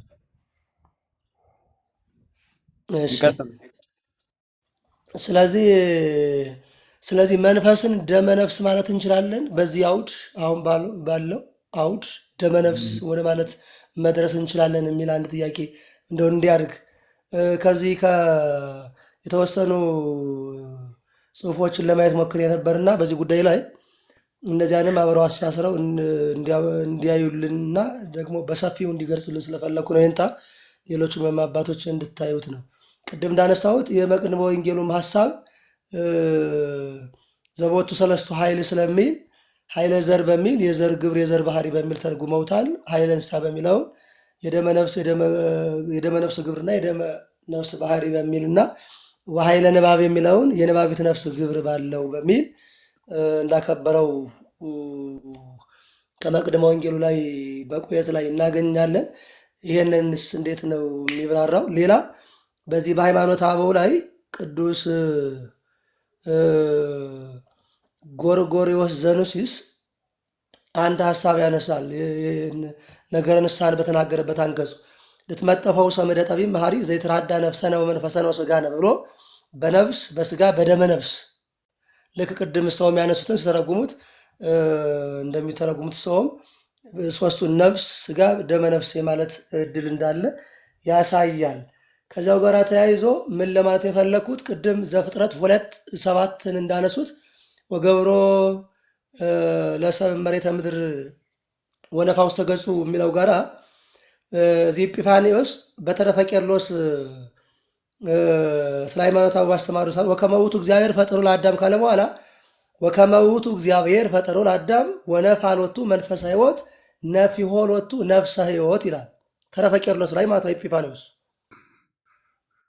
ወከመውቱ እግዚአብሔር ፈጠሮ ለአዳም ወነፋሎቱ መንፈሰ ሕይወት ነፊሆሎቱ ነፍሰ ሕይወት ቅድም ሰው እንዳሉት የሚደግፍ ሀሳብ ይመስለኛል። ይህንን ይናገራል እዚያ ላይ ሀሳብ እሱ ሌላ አሁንም ጎርጎርዮስ ዘኑሲስ ምዕራፍ 37 ላይ ክፍል 3 ላይ ሌላ እንዲሁ ያነሳል።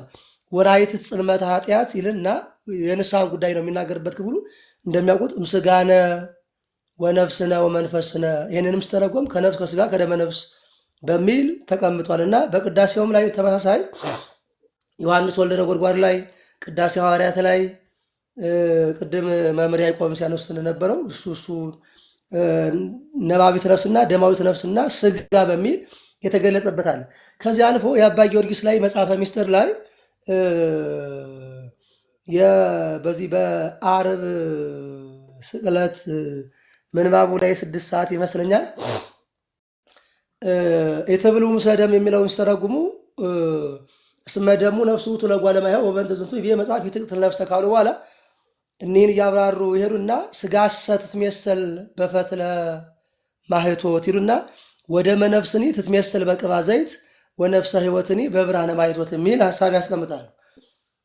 ይህንኑ በሌላ ክፍላቸው ላይ አርጋኖን ላይ እስመ ክልኤቲ ነፍሳት ሀለዋ ውስተ ሰብእ ሀቲ መንፈሰ ሕይወት ዘወጻት እምአፉ ለእግዚአብሔር ወይትመውትሂ ካሉ በኋላ ወሀቲ ደመ ነፍስ ይእቲ እምጠባይ ወይእቲ ሰማዋት ይእቲ የሚለውን ሀሳብ በአርጋኖን ላይ ይገልጻሉ። ይህንንም ደግሞ በዚያው በመጽሐፈ ምስጢር ላይ ወመንፈሰ ሕይወት ዘነፋ ውስተ ገጹ ለአዳም መንፈሰ ተሰቦ ብለው ዘይፈልጦ ለሰብ በልቡናም ከወይነ እንስሳ ሀበ ከወይነ ጓለ እመሕያው ይሉና ውእቱ ይትረከብ በሀበ ኩሉ ሀበ ጥሙቅኒ ወሀበ ኢጥሙቅኒ በሚል ካሉ በኋላ እስመ ሥጋ ወደም ዋጽ ዋስራው እያሉ ይሄዱና እነዚህ ነገሮችን ይዘረዝራሉ። ሳዊሮስ ዘአስሙናይንም በዚህ በሁለተኛው ድርሳኑ ላይ ተመሳሳይ ሀሳብ ያነሳል እንዳላበዛ እና የእኛ ሀገርም ሊቃውንት በተለይ እነዚህ አለቃ ከብት የሚባሉት አንድ ለማየት መከሩ ኃይለ ዘርን በአርባዕቱ ጠባይ በሚል ዘርዝረው ኃይለ እንስሳን ደግሞ ደመ ነፍስ ናት እችም በደም ታድር ተብሎ የተነገረለት ነው በሚል ያስቀምጣሉና ኃይለ ንባብ የተባለው ለባዊት ነፍስ ናት ያችም ከባህሪ እግዚአብሔር ጋር ማነው የምትመስለው ናት የሚለውን ሀሳብ ያብራራሉ። በሌላ አንቀጽ ደግሞ እዚህ ትርጓሜ ላይ ባተታ የመጣ ደግሞ እንደሚያውቁት ምን የሚል አለ? እንስሳዊ እና መላካዊ ሰብአዊ ይመስለኛል ከተሳሳትኩኝ። ስለዚህ አንደኛው ግን በሞት የሚለይ የማይመለስ ነው ይላልና እኒህ ነገሮችን አብረው ሲተገለው ስለዚህ 3 ማለት ነው ወይ መንፈስ የተባለው ኢአካላዊ ወይም አስተሳሳሪ ወይም አገናዛቢ ጉዳይ ከሆነ 3 ማለት ይቻላል ወይ? 3 ምንል ከሆነ እንዴት ነው አካላዊ ያልሆነን ነገር 3 ማለት የምንችልበት? 2 ወደ ማለት አያሰደንም ወይ ለማለት ነው። አመሰግናለሁ። ይንታይ እንግዲህ 2 ለማለት 3ቱ ስለተጠሩ ነው። አሁን የጠሯቸው ሁሉ 3 እያለ ነው የሄደው። መስረጃዎቹ የጠቀሷቸው አጠቃላይ 3 ነው የሚያመለክቱት። እንግዲህ መንፈስ የምንለውን በሌላ አተራጓጎም ሰብእና የሚል ሀሳብ አለው። ሰብእና ቅድም ማስተውታል። ሰብእና የሚል ሰብእና ማለት አካልን ሳይሆን ይህ ሰውነት ብለን እንደምንተረጉመው ሳይሆን በውስጥ ያለ ለምሳሌ አንዱን ሰው ርኅራኄውን ለመግለጽ እሱ ሰብአዊ ነው እንላለን። አንዳንድ ጊዜ ደግሞ ኢሰብአዊ ካል ጭካኔን ነው ሰብእና የሚል ነው። ደመነፍስ ማለት ያው ደም ማለት ነው። እስመ ደሙ ነፍሱ ይእቲ፣ በዚህ ላይ ደም አትብሉ ደሙ ነፍሱ ነውና፣ በዘፍጥረትም እንደዚሁ ነፍሱ ነው። ነፍስ ማለት ያቺ ደም ራሱ ወይ እንስሳዊነትን ወይ ደግሞ ሰብአዊነትን የተሞላች ናት። ደሙ ነው። ደሙ አካል አለመሆኗን ሲገልጽ ያቺ ደግሞ ምንን ተሞልታለች ሲባል ወይ እንስሳዊነትን፣ ይህ ጨካኔነት፣ እንስሳዊነት ማለት አውሬነት ያለውን ወይ ደግሞ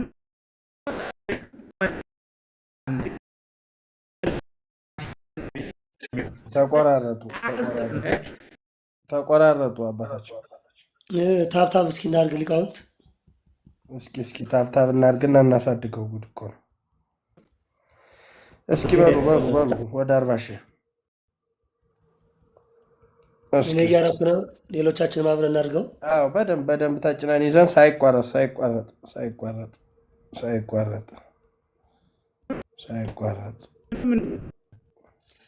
በተለይ ጊፍት መስጠት የሚችሉ ወንድሞች እናቶች ካሉ ቢሰጡ ጥሩ ነበር። ያድግ ነበር የበለጠ።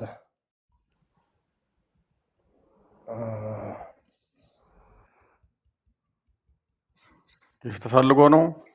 ምናልባት ከፈለገ ድንገት ጊፍት ይፈልጋል። የንታ እናንተ ፈልጋችሁ ነው። አበሹ ደህና ናቸው። ሲስተሙ ነው የሚፈልገው አለ እንጂ አይለቱ እንግዲህ እናንተ ፈልጋችሁ ነው። ጊፍት እኮ ለቲክቶክ ክርክር ነው። የቲክቶክ ጊፍት ነው እንዴ? አሁን ያላችሁት ሁሉ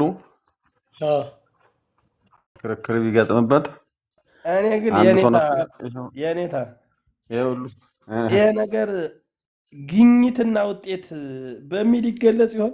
አሁን ግኝት የሚባለው ባህሪ ነው አይደል? ይሄ ነፍስና ስጋ ያልነው አካላዊው። ይሄኛው መንፈስ የሚለው ግን ውጤት ሊሆን ይችላል። መንፈስ ውጤት ማለት አሁን እንትን ስለሆነ እኔ ምንድን ነው ይሄንን ነፍስ መንፈስ የሚለውን ቀሲስ ዲበኩሉም ሲጠይቁ አይቻለሁ። ከዛ በኋላ ደግሞ በመላኩም ሊቀጠበብትም የሰጣችሁት ማብራሪያ ሙሉ ሰምቼዋለሁኝ። አጋጣሚ ኔትወርኩ በደንብ እያሰማኝ ስለነበረ ማለት ነው።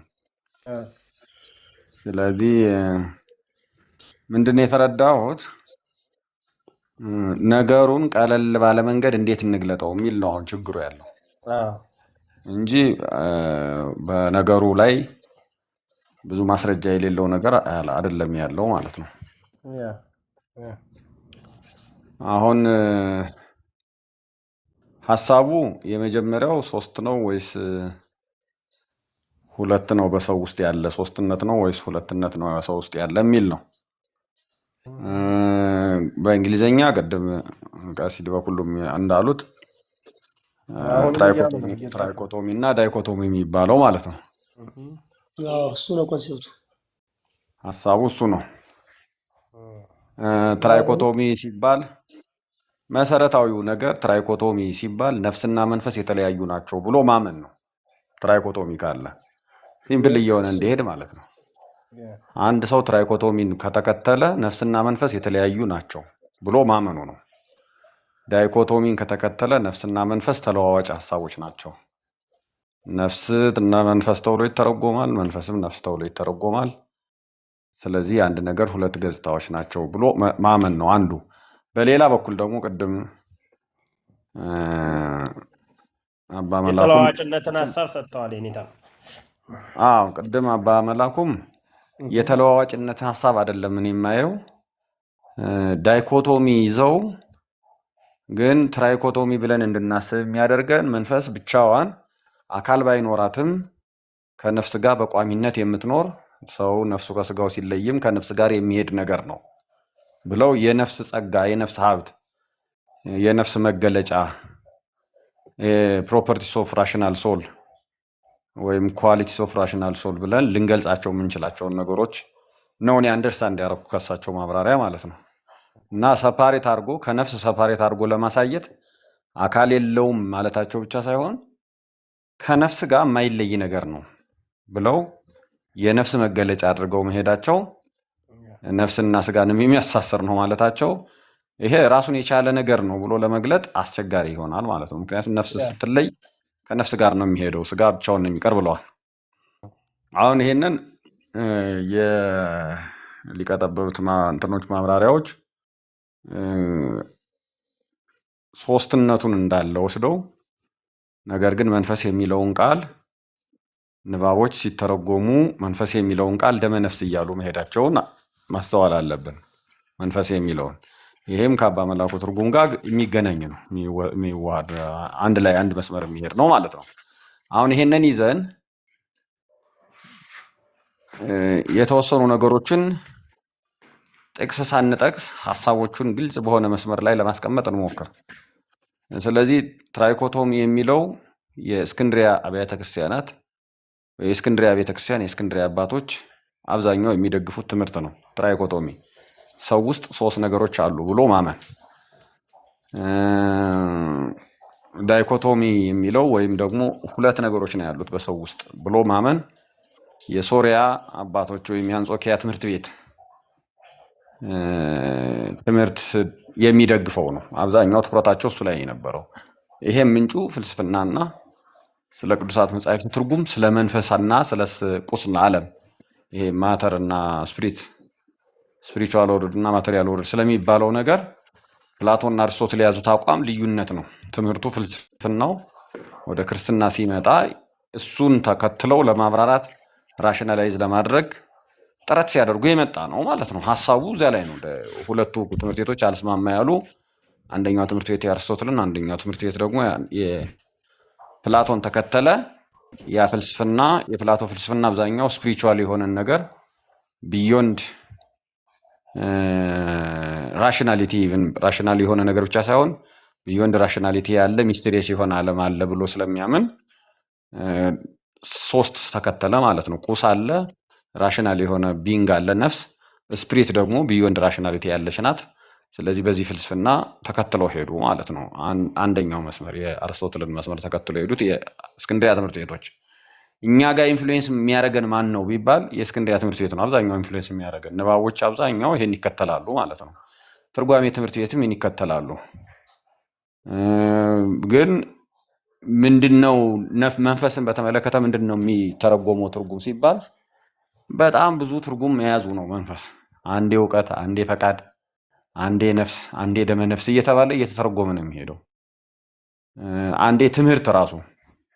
ስለዚህ እንደገባበት ከእውቀትም ከትምህርትም ከፈቃድም ከልቡና ጋር ራሱ ይሄዳል ማለት ነው። ግን መንፈስን ብቻ ሳይሆን ነፍስን ራሱ የእኛ ንባብ ልቡና ብሎ ይተረጉማል። ወይቴ ነፍስ ትሰመይ ልበ ወልቡና የሚለው አሁን የዮሐንስ አፈወርቅ ንባብ እሱን ነው የሚያስረዳው ማለት ነው። ልብም ልቡናም ተብላ ነፍስ ልትተረጎም ትችላለች፣ ልትገለጽ ትችላለች አለ። ስለዚህ ልቡና ቅድም ሊቀ ሊቃውንት አባ መላኩ እንደገለጹት ልቡና የሚለው ሀሳብ ቀጥታ እውቀት ማለት ስለሆነ ማስተዋል ማለት ስለሆነ መንፈስን የሚመለከት ፈቃድን እውቀትን የሚመለከት ነገር ግን ያ ፈቃድ ያ እውቀት ደግሞ የነፍስ ባህሪ ነው። ራሽናል ሶል ለባዊት ነፍስ ስለምንላት ለባዊነት የነፍስ ባህሪ ነው፣ የነፍስ መገለጫ ነው። የነፍስ ምን እንበለው ሊነጠል የማይችል ኢንተግሬትድ የሆነ ከነፍስ ተነጥሎ ራሱን ችሎ ሊነገር የማይገባው የነፍስ ማንነት መገለጫ ነው እንጂ ራሱን ችሎ መውጣት የለበትም ማለት ነው። ይሄ እውቀት ፈቃድ ምናምን የሚባለው ነገር ከዚህ አንጻር ማለት ነው። ጠባይ ሊሆን ይችላል። ጠባይ የነፍስ ጠባይ ነፍስ ሊባል ይችላል ማለት እንችላለን። ግን እኔ አሁን ሀሳቡን ቃል ከመሰየም ሀሳቡን በማብራራት ከዛ ለዚህ ቃል ለዚህ ሀሳብ ምን ስያሜ እንስጠው የሚለው ነገር የበለጠ ይረዳናል ብዬ ስለማስብ ነው። አሁን ስያሜ ሰጥተውልናል ኦልሬዲ። መንፈስ ምንድን ነው? ደመ ነፍስ በሚሆንበት ቦታ ላይ ደመ ነፍስ ብለን እንተርጉመው። እውቀት ብለን የሚገባበት ቦታ ላይ አውዱ ላይ እውቀት ብለን እንተርጉመው። ፈቃድ ብለን በምንተረጉበት ቦታ ላይ ፈቃድ ብለን እንተረጉመው። ነፍስ ብለን በምንተረጉምበት ቦታ ላይ ነፍስን ብለን እንተርጉመው። ለምሳሌ ወጻት መንፈሱ ሶቢያ ሲል ነፍስ ነው በቃ ቀጥታ የሚመለከተው። ነፍስም ራሽናል የሆነችቷን ነፍስን ራሷን አካላዊት ነፍስን፣ ለባዊት ነፍስን፣ ህያዊት ነፍስን በሚገልጥበት ቦታ ላይ እንደሚገለጥ ሁሉ ነፍስ ራሷ ደግሞ ልብም ልቡናም መንፈስም ተብላ በተለያየ ቃል ልትሰየም እንደምትችል በዚህ እንስማማ ማለት ነው። ከዛ መንፈስ ራሱን ችሎ መቆም አለበት ወይ ነው የሚያከራክረን፣ እሱ ብቻ ነው፣ ሌላ ነገር የለም። መንፈስ የሚል ከነፍስ የተነጠለ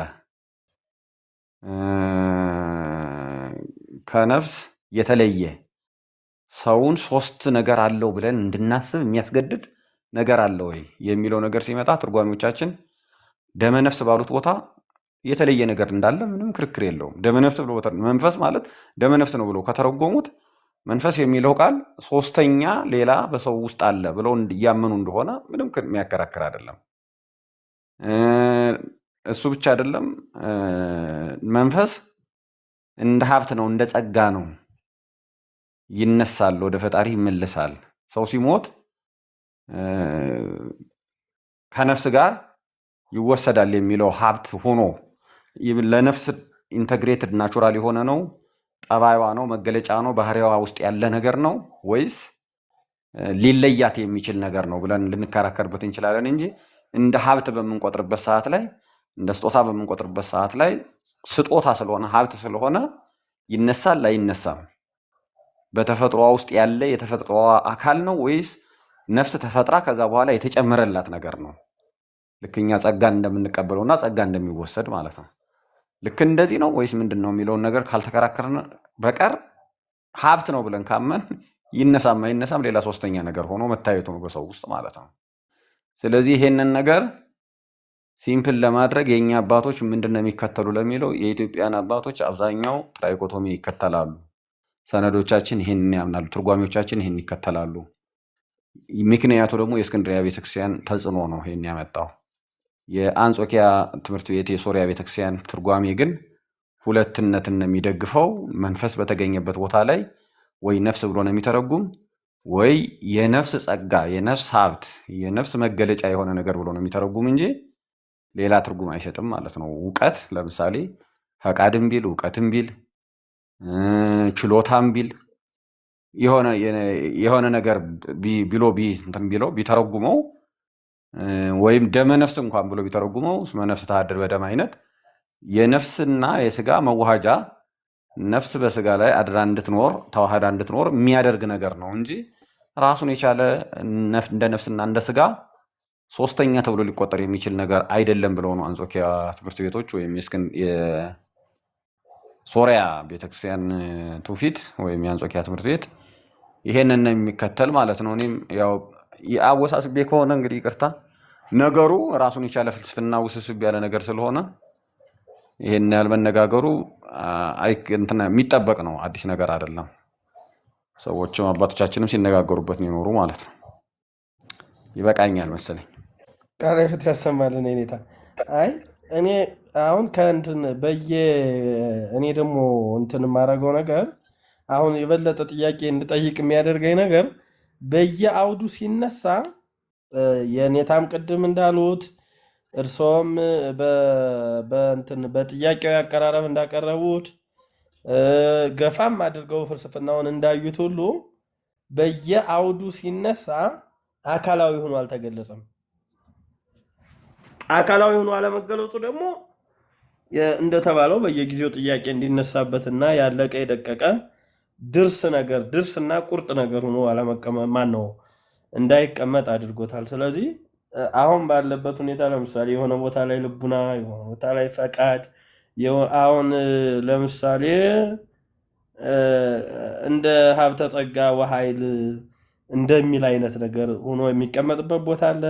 በየቦታው እነዚህ እንደገና ደግሞ ከዛ ሂዶ ለምሳሌ አሁን ደመ ኃይለ ዘር፣ ኃይለ እንስሳ፣ ኃይለ ንባብ የሚለው ላይ ደግሞ ለምሳሌ ኃይለ እንስሳ ከሆነ ወደ ደማዊት ነፍስ ነገር ወደ ደመ ነፍስ ነገር ይጠጋል እና በየቦታው ያለውንትን ገላጭነት፣ ጠባይ፣ ህሊና ምናምን አይነት ነገር እየሆነ ነው የተቀመጠው እና አካላዊ አለመሆኑ በራሱ ድርስና ቁርጥ ነው አለመቀመጡ አካላዊ አለመሆኑን ያሳያል። እና የበለጠ በዚህ ጉዳይ ግን እንደው አሁን ልክ እንዳሉት ባሉት መንገድ የሆነ አትሊስት ለካታጎሪ የሚያበቃ አሁን እኛ ላለንበት አስተሳሰብ ማለት ነው ይሁን መድቦ የተወሰነ ጊዜ እንኳን ቆይቶ ከዛ ምንም ሀሳብ አይነሳበትም ማለት አይደለም።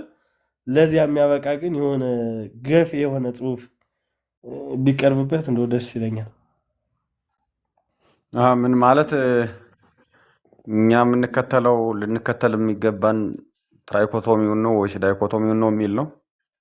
እንደዚያ የሚል ማለት አሁን እኔ ጽሑፍ ማለት ምን ማለት መሰለው ቴኔታ አሁን ለምሳሌ ወደ ትራይኮቶሚው መሄዳችንን የሚያሳየው ልክ እንዳሉት ያ ትሬንድ መኖሩን የሚያሳየው በየቦታው ይገለጻል። አካላዊ አለመሆኑን የሚያሳየው ደግሞ መገለጫ ወይ ደግሞ ጠባይ ሆኖ ይገለጣል። ስለዚህ አንዱ ዳይኮቶሚው ጠባይ አድርጎታል ወይስ አካላዊ አይደለም ሲል ለምሳሌ ዳይኮቶሚው የሁለትነቱ አካላዊ ማለት እንትን መገለጥ የለበትም ያለው ማን ነው ያለው ሁለትነት ነው ሲል ጠባይ አድርጎ በአግባቡ ገልጾታል ወይ ደግሞ አስተሳሳሪ ቅድም የኔታ ሲሉ እንደነበረው አስተሳሳሪ አድርጎ ገልጾታል ወይ? አንድ ጽሑፉ ሊገፋ የሚገባበትም ብዬ ማስበው ማለት ነው። በዚህ በትራይኮቶሚ በኩል ያለው ደግሞ ምንም ትራይኮቶሚ ቢሆን አካላዊ ግን አይደለም ወይ ደግሞ አካላዊ ነው የሚለውን ነገር ገፍቶ የሆነ በቃ ሲግናላይዝ ሊያደርግ የሚችል ሊገልጥ የሚችል የሆነ ጽሑፍ እና ወፈር ያለ ክርክር ቢደረግበት ደስ ይለኛል። እንትኑ ከየት እንደወሰዱት በትክክል ባላውቅም አብዛኛው የሆነ አዲስ አሁን ዘመን አመጣሽ ትምህርት ማውቀዋለ ይሄ ሰው መንፈስ ነው ብለው የሚያምኑ ሰዎች አሉ። በዚህ በፕሮቴስታንቱ ዓለም ማለት ነው። ሰው መንፈስ ነው ሲሉ ኢነር ሞስት የሚባለው ከእግዚአብሔር ጋር መገናኘት የሚችለው መንፈሱ ነው። ነፍሱ ከእግዚአብሔር ጋር የምትገናኘው በመንፈሱ በኩል ነው። ስጋ ደግሞ ከመንፈስ ጋር ያለው ትስስር በነፍስ መካከለኝነት ላይ በነፍስ አገናኝነት ላይ የተመሰረተ ነው የሚል ትምህርት አለ። አሁን ይሄ እንትና እንደዚያው የኮሪያው ሰባኪ ማነው መንፈሳዊ ሰው ብሎ ብዙ መጽሐፍ ይጻፋል። የእሱን ነው አሁን የቻይናው ሰባኪ የኮሪያ ቻይናው ሰባኪ የቻይናው ስሙን አሁን ረሳሁት እንጂ አሁን መንፈሳዊ ሰው የሚለውን የጻፈው መንፈሳዊ ሰው ተብሎ የተተረጎመው ዋችማኒ ነው የሚባለው። ዋችማኒ ያው እሱ አሁን እንደዚህ ሀሳብ ነው የሚያስብ እሱ እንደውም ሰርክል አድርጎ ሶስት ሰርክል ሰርቶ ኢነር ሰርክል ኢነር ሞስት የምትባለዋ ውስጥ ያለችቷ ሰርክል መንፈስ የሚል ጽፎባታል። ከዛ መሀለኛዋ ላይ ሰርክል ደግሞ ነፍስን ጽፏል። ስጋን ውጫዊ ሰርክል አድርጎ ጽፎታል። እና ያ ትምህርት በጣም ብዙ እንትን አለው፣ ብዙ ኢምፕሊኬሽን አለው። ሲምፕሊፋይ ለማድረግ ትምህርቱን ለማቅረብ የነበረውን ትምህርት የተከተለ ለማስመሰል ብዙ ጥረዋል።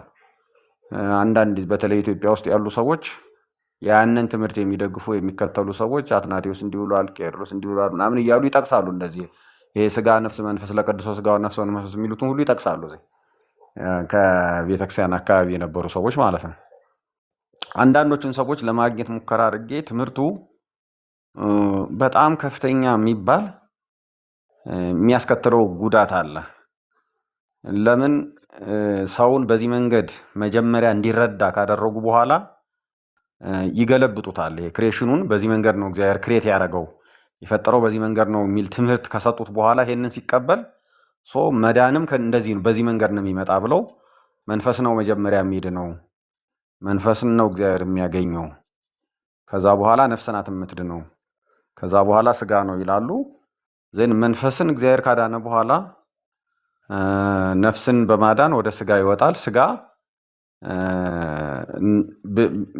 በስጋ ራሱ አንድ ሰው ቢበድል መንፈሱ እስከዳነ ድረስ በስጋ የሚበድለው በደል በመንፈሱ መዳን ላይ ተጽዕኖ የለውም የሚለውን ትምህርት ራሱ አምጥተዋል።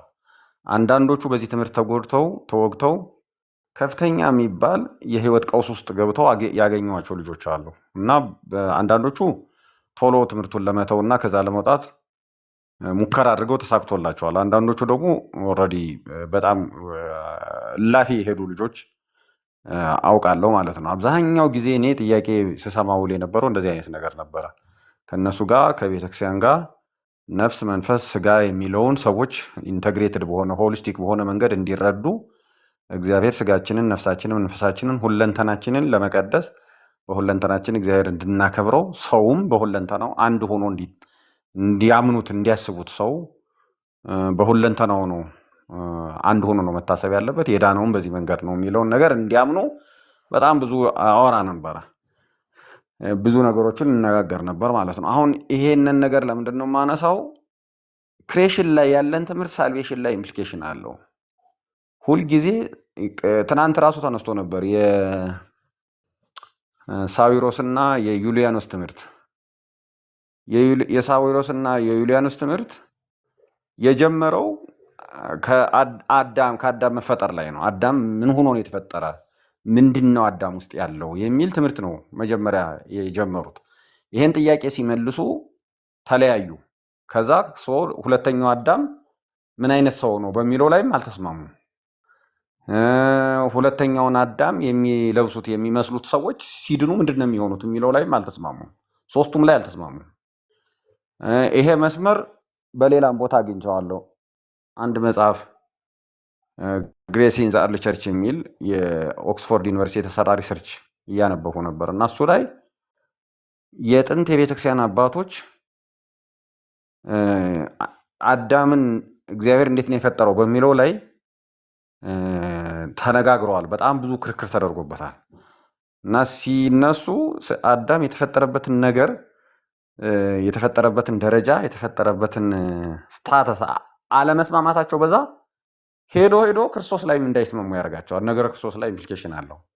ሄዶ ሶቴሮሎጂ ላይ ወይም መዳን ላይ የሰው ልጆች እንዴት ነው የዳኑ፣ ከምንድን ነው የዳኑ፣ ሲድኑ ምንድን ነው ያገኙት በሚለው ላይ ሁልጊዜም እንትን አለው፣ ኢምፕሊኬሽን አለው ወይም ትርጉም አለው።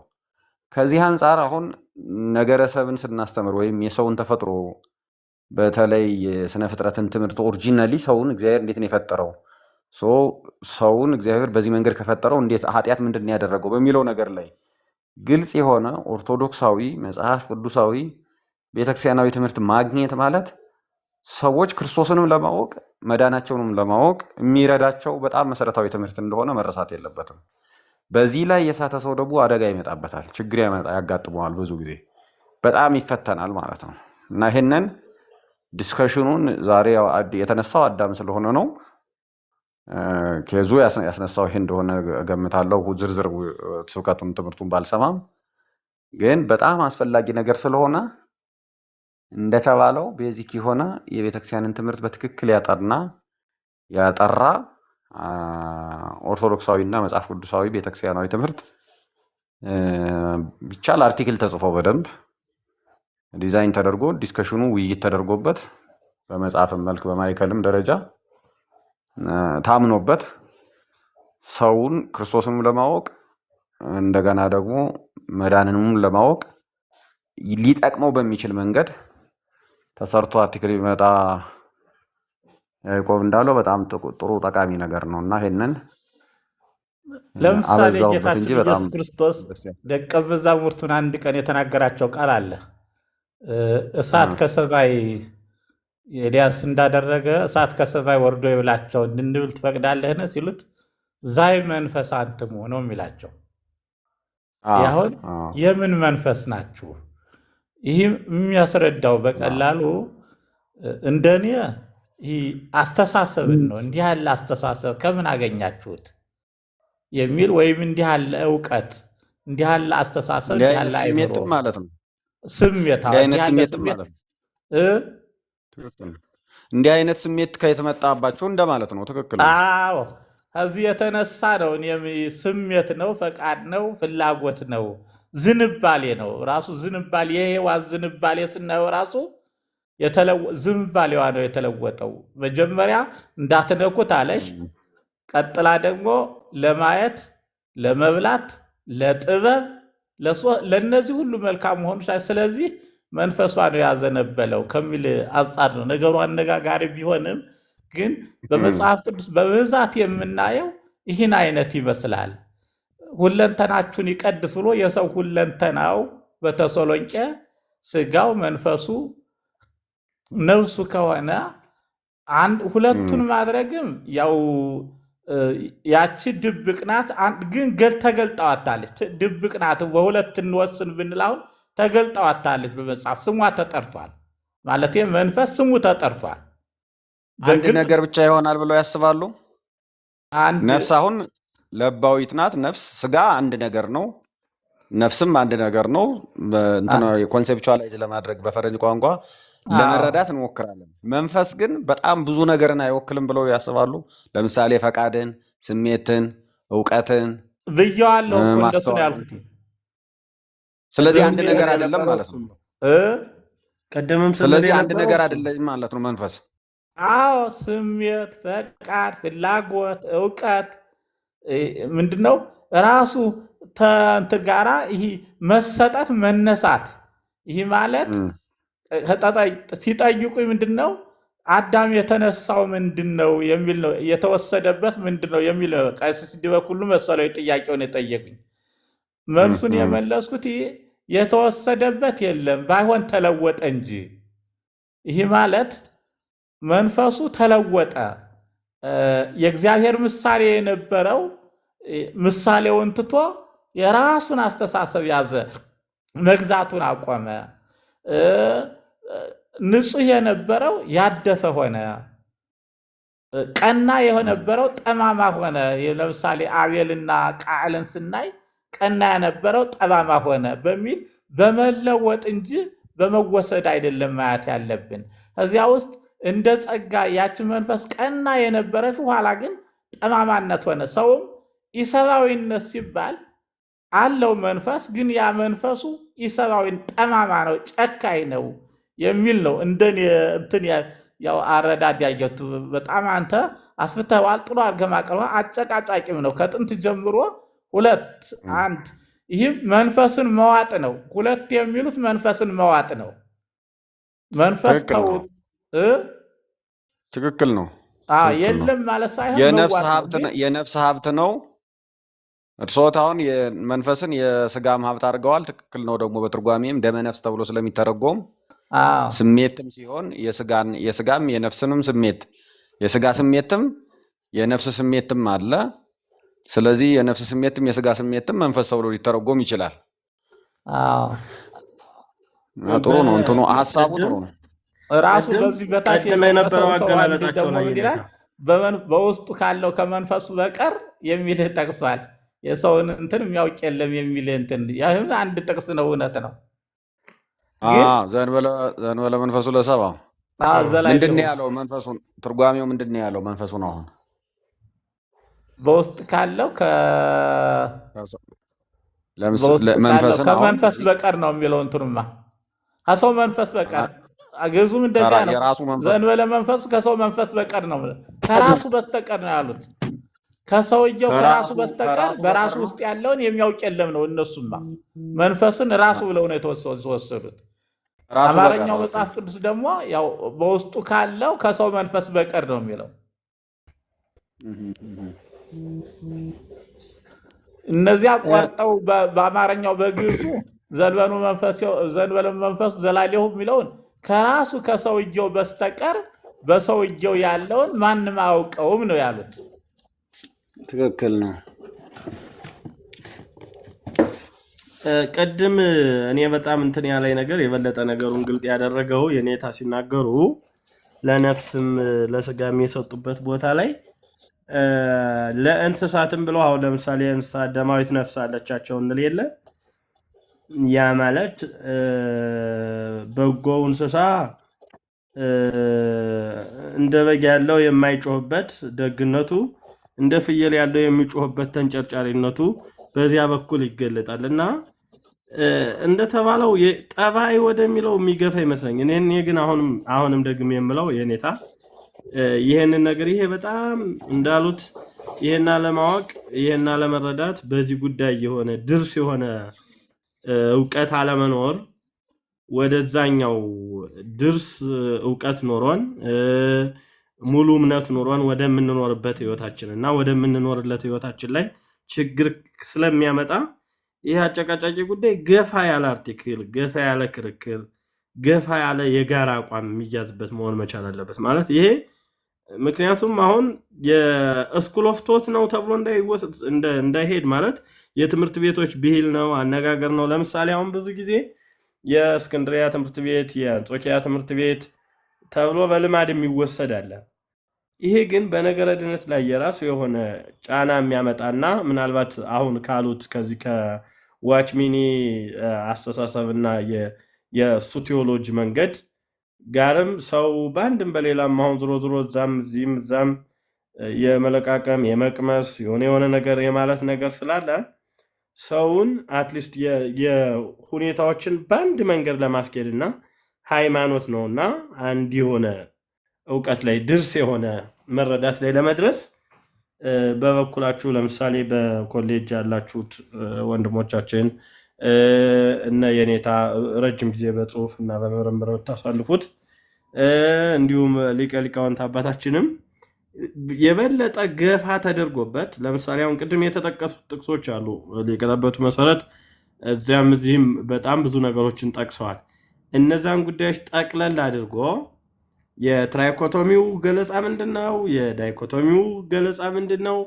ማን ምንን የጠቀለለው ማን ምንን ያብራራው የሚለውን ነገር የሁለቱንም በዚህ በንጽጽራዊ ትምህርተ መለኮት አፕሮች ጥሩ አድርጎ ማቅረብና ቢያንስ አሁን እንደው እኔ ጊዜው ከተገኘና እንደው በደንብ የምትረዱን ከሆነ በዚህ እንትን ላይ በዚህ አውድና በዚህ አደባባይ ላይ ራሱ አንድ ወር ሊሆን ይችላል ከዛም በላይ ወይ ደግሞ ከዛም በታች ባሉ ቀናት ውስጥ የበለጠ ተጽፎበትና ጉዳዩን ሲሪየስ አድርገን እኛ እንኳን ያለነው አሁን የተወሰነ መረዳት ብንወስድ የሚል ሐሳብ አለኝ። በጣም ብዙ ስለተነጋገርንበትና ከዚህ በላይ ቢሄድም ብዙ ስለሆነ ወንጌለ መንግስት ጥያቄ ያለኝ የሚል ጽሁፍ ጽፈዋል። እዚህ ላይ በዚህ ጉዳይ እንትን ካለ ከሳት የሳለሁን ጥናት አድርጌ አቅርቤው ነበረ። እሺ እዚህ ማለት መምህራኑ ዶክተሮቹም በተሰበሰቡበት ጥናት አድርጌ አቀረብኩት እና ያው እንደዚሁ እንዳሁኑ ነው የቀረበው። በዚህ እንዲህ ይላሉ፣ በዚህ እንዲህ ይላሉ፣ በዚህ እንዲህ ይላሉ የሚል ነው። ኋላ ደግሞ አንድ ጊዜ መጥቼ ያን ጊዜ ምክትሉ ዶክተር መዝገቡ ነበረ ቅድስት ሥላሴ ብዙም አላወቁኝም። ላቀርብ ብዬ ጠየቋቸው እና መምህር ፍቅረ ማርያም የሚባል መሰለው ወደሱ ላኩኝ። ለሱም አነጋገርኩት። ስልኬን ያዘና እጠራዋታለሁ ብሎ አልጠራኝም እንጂ የኔ እንድንነጋገርበት ፍላጎት ነበረኝ። ከዚያ በኋላ ያው ሌላ ሰው ወደ ቅዱስ ጳውሎስ ማለት ቢሆን ይሻላል የሚል እንትን አለኝ።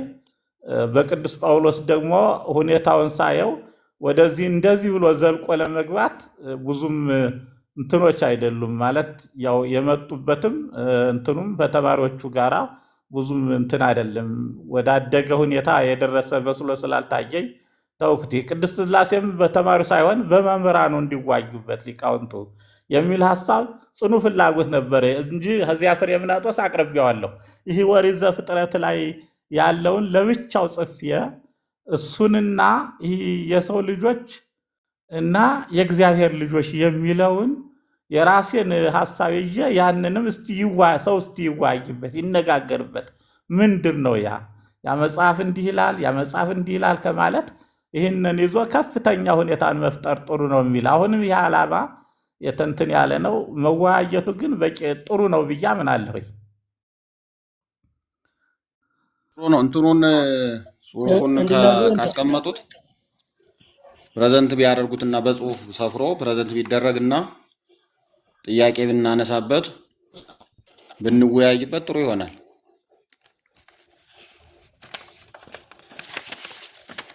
እኔም እሱ ነው የምለው። እንታ ጥሩ ነገር ነው። የጥያቄው ግን አብሮ እንዲያድግ አንድ ነገር ልጨምርና ጥያቄው በደንብ ሰፍቶ እንዲመጣና በደንብ እንዲታይ ይፈልጋለሁ እና እሱን ነገር እንዲወሰድ ድምፅ የሚሰማ ከሆነ ይሰማል። ቅድም ከዚህ ከትራይኮቶሚና ዳይኮቶሚ ጋር ካነሳናቸው ሀሳቦች ጋር ተያይዘው ለምን ወደ ነገረ ክርስቶስ የሚመጣው ክርስቶስ ማነው ቃል ሰው ሆነ ስንል የሰውን ባህር የሰውን አካል ነው የነሳውና እሱንም ስለሚያደርግ ከዚያ ጋራም የተያያዘ ጉዳይ ስለሚኖር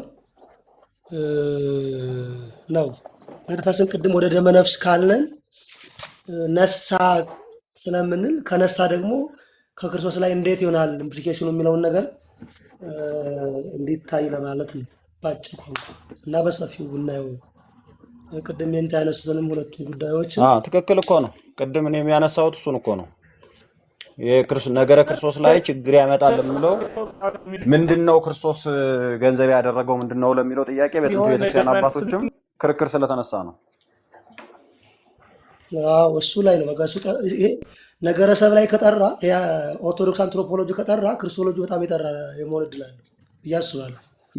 ምንም ክርክር የለውም። አሁን ክሪስቶሎጂካል እና ሶተሮሎጂካል ኢምፕሊኬሽን አለው። በቃ ይሄ ክሬሽንን በደንብ ማጥናት እሱ ላይ ነው ሁለቱ ላይ ያለው ለምን መሰረት አሁን ክሬሽን ላይ ቅድም ባለፈው የንታም ሌላ እንትን ላይ ሲያነሱ ነበር። አሁን መንግስተ እግዚአብሔር በሚድርና የሚወረሰው መንግስተ እግዚአብሔር ራሱ መንግስቱ ራሱ ነው ከሚል ሀሳብ ጋራ የኛ ትውፊት ደግሞ እንደሚታወቀው ኢየሩሳሌም ሰማያዊት ናት የምንወርሳት፣ ስለዚህ የተፈጠረ ሰማይ ከሆነ ደግሞ ሰማይ ደግሞ ይጠፋል የሚል ማለት ያልፋል የሚል ሀሳብ ስላለ እንዲህ ነገሮች ሁሉ ያሉ ነገሮች ስላሉ እንደው ቢጠሩልን ለማለት ያለው እንደው በሰፊው ቢታይልን ብናየው።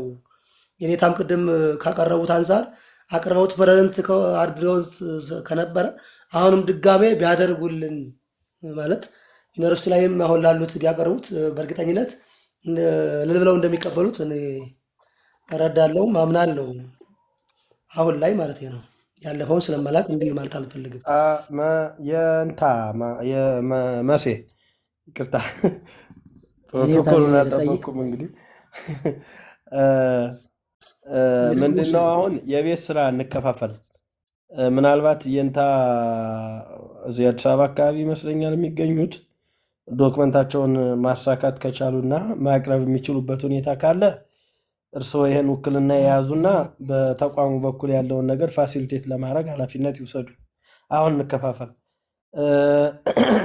በነ የንታ መጋቢ ብሎ አይመረ በኩልና በሌሎቻችን በኩል ያለው ደግሞ ከእነዚህ ጋር ያሉ ተያያዥ ጥያቄዎችን ለዲቬሽን ማለት ለክርክር በሚያበቃ ሁኔታዎችን ለአጭር ጥያቄ ለሆነ ለዘርዛሪ ጥያቄ ደግሞ በጽሁፉ ላይ ለክርክር የሚያበቃ ዝግጅት አድርገን በደንብ አድርጎ ቢቀርብና ጥሩ የሆነ ነገር ቢሆን ጥሩ ነው። ለዚህ ሰው ኃላፊነቱን ይውሰዱ። ሌላው ሰው አሁን ያልኳቸውን ነገሮች ለጥያቄ የሚያበቃ በጽሁፉን ሊሞግት የሚችል ወይ ደግሞ ለጽሁፉ አጠቃላይ ድምዳሜና ለጀኔራል ኮንክሉዥን ማለት በዛውድ በእንትኑ ማለት ነው በጉባኤው የሚያበቃ ሌላው ሰው ይዘጋጅ። የኔታ ያንን ሌላ ቦታ ያቀረቡትን ምሁራዊ ጽሁፍ እዛ ትምህርት ቤቱ እንዲያቀርቡት እርስዎ ኃላፊነቱን መውሰድ ይችላሉ። እስኪ ይንገሩን ማለት ለመናገር ፋሲሊቴት ለማድረግ እኔ ፋሲሊቴት ለማድረግ እሞክራለሁ። ደግሞም እንደሚፈቅዱልን ምንም ጥርጥር የለውም። ግን ይሄ በዩኒቨርሲቲ ላይ ያለውን እንውሰደው እንደ በሊቃውንቱ ጉባኤ በኩልም ደግሞ የንታ መጋቢ ብሉኝ ቢወስዱትና በሰፊው ደግሞ እዛ አንዳንድ ስልጠናም ስላለ እዛ ላይ ቢታይም የሚል ስላለ የንታም ደግሞ በሁለተኛ ደረጃ ቢወስዱት የኔን ወስዳለሁ ያለውን ነገር አድሬስ አደርጋለሁ። የኔታ ጉዳዩ ስልጠናዎች አሁን እኛ እያበሰልነው ዳይጀስት እያደረግነው ይሄድ። በሌላ በኩል አሁን የስጋን የነፍስን የመንፈስን ተፈጥሮና ዳይኮቶሚ ትራይኮቶሚ የሚለውን ክርክር በጽሁፍ ደረጃ እኔም የተወሰነ እንደ 10 ገጽ አካባቢ በጽሁፍ ዶክሜንት አድርጌዋለሁ። አሁን ጥያቄ ሊመልስ በሚችልበት መንገድ ደግሞ ማስተካከል እንችላለን። ይሄ ማለት ጥያቄ አሁን የተነሱትን ጥያቄዎች በነገረ ክርስቶስ ላይ ያለው ተጽዕኖ ምንድን ነው? በመዳን ላይ ያለው ተጽዕኖ ምንድን ነው? ምንጩ ምንድን ነው? ይሄ ሶስትነት የሚለው ሁለትነት የሚለው ምንጩ ምንድን ነው የሚለውንም በደንብ ትርጓሜያችን ምንድን ነው የሚለው ከዚህ አንጻር ነፍስን ምን ብለን ተርጉማት፣ መንፈስን ምን ብለን ተረጉመው፣ እኛ አቋም መውሰድ ቢያስፈልገን ምን አይነት አቋም እንውሰድ የሚሉትን ነገሮች በሙሉ አካተን ወደ አንድ ዳይሬክሽን ሊሄድ የሚችል ወይም ደግሞ ሊጠቅም የሚችል ውሳኔ እንድንደርስ መጀመሪያ ዳይጀስት እያደረግነው እንሂድ። ጽሁፉ ይቅረብ። ከዛ እኛ ከተወያየንበት በኋላ ዩኒቨርሲቲም ይሁን እኔም ባሉኝ መድረኮች የስልጠና መድረኮች ስላሉ እነሱን ስናመቻች ፔፐሩ በደንብ ዌል ኦርጋናይዝድ ሆኖ ሲመጣ በደንብ ዶክሜንት አድርገን ፕሬዘንት እናደርገዋለን። አምባም መጥተው ፕሬዘንት እንዲያደርጉት ማድረግ እንችላለን። ችግር የለም። ቃለ ሕይወት ያሰማልን መምህራን አባቶቻችን። እግዚአብሔር አምላክ የአገልግሎት እድሜያችሁን ያርዝም ማለት እንፈልጋለን። ሌሎች ጥያቄዎች ካሉ መቀጠል ትችላላችሁ። አንድ ሁለት ሶስት ጥያቄ ጥያቄ ያላቸው ሰዎች ስላሉ ጊዜ ጥያቄያቸውን ስለሌለ ተቀበሏቸው። እኔ ጥያቄ ጥፍ ያለው ሁኔታ ይፈቀድልኝ። እኔ እንትን ላድርግ ጥያቄ ይመዝገብልኝ ማለት ነው አብሮ። እሺ እንታ ይቀጥሉ። ቅድም በመልኩና አዳምን አንዱ የሚያነጋግረን በመልኩና ምሳሌ የፈጠረው ስለሆነ መልክና ምሳሌ ወይም አርአያና አምሳል የሚሉት አንድ ነገር ናቸው ወይስ የተለያዩ ነገሮች ናቸው? የተለያዩ ነገሮች ከሆኑ እንዴት ነው ልንረዳቸው ልንተረጉማቸው የሚገባ የሚለውን አንስታችሁት ከሆነ እና በትክክል መልስ ሰጥቶ ከሆነ ጥሩ። እኔ ስላልሰማሁኝ ካልተሰጠ ደግሞ ይሄ አንዱ ወደ ነፍስም ወደ መንፈስም የሚሄድ አንዱ የነፍስም የመንፈስም ትርጉም ሆኖ ከነፍስና ከመንፈስ ጋር ተገናኝቶ ሊመጣ የሚችል አንድ ነገር ስለሆነ ሄዶ ከስጋም ጋር መገናኘት ባህሪ ስላለው አብሮ እንዲታይ ነው። ይሄ ጥያቄ ተመልሶ ከሆነ እኔ ይቅርታ።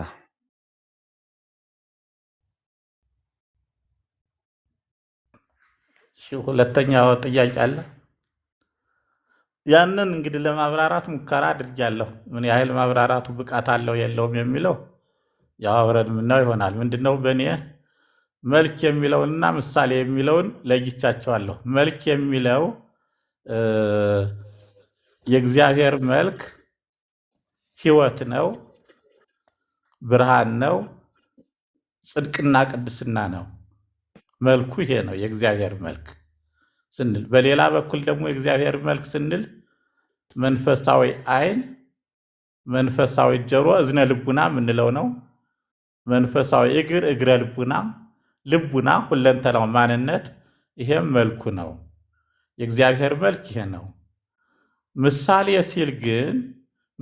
ሲል ግን በምድር ላይ እግዚአብሔርን መግለጥ ነው። ይህ ማለት ምንድን ነው? እግዚአብሔር ገዥ ነው። አዳም በምድር ግዛት አለው። እግዚአብሔር ንጉሥ ነው። አዳም በምድር ላይ የምድሪቱ ንጉሥ ነው። እግዚአብሔር አዛዥ ነው።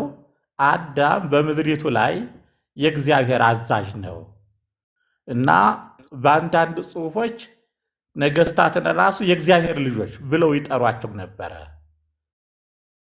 ባላቸው ስልጣንና የበላይነት የእግዚአብሔር ልጆች ብለው ይጠሩ ነበር። ውዳ አማልክት፣ አንዳንድ ጊዜ የአማልክት ልጆቹም ይሏቸዋል የሚል ነው።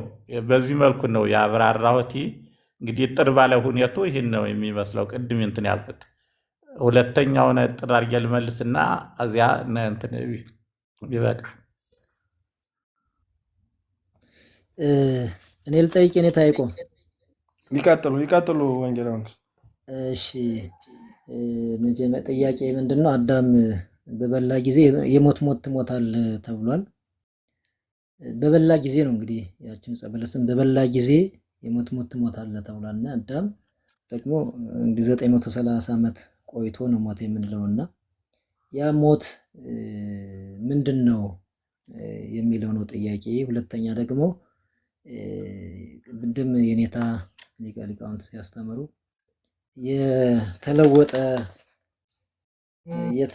የተለወጠ እንጂ ያጣው የለም ብለውናልና የጠፋ ያጣዋል እያልን የለም። ብዙ ጊዜ ልጅነቱን አጣ ምን አጣ እያልን እንናገራለን። በበለጠ ከእግዚአብሔር ጋር ያለው ህብረት ቀርቷል።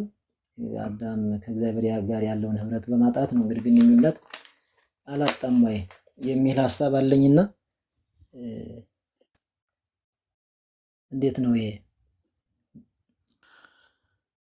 የመጀመሪያው ሞትም ሞተ የሚለው ነው አይደል? አዎ የሞት ሞት ትሞታለህ ተብሏል። ግን አዳም በስጋ ለ930 ዓመቱ ቆይቷል። ያ በበላ ጊዜ እንግዲህ ከመቅጽበት አይን ያችን በበላ ጊዜ ትሞታለህ ነው የተባለ፣ የሞት ሞት ነው የተባለው እና ግን ደግሞ ቆይቷልና ያ ሞት የሞት ሞት የተባለው እንዴት ነው የሚላስ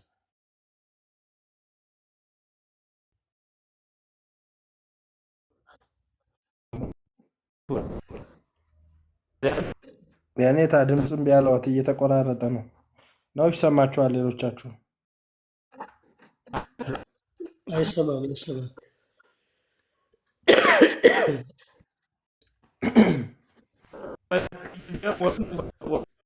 ተቆራረጡ። የኔትዬ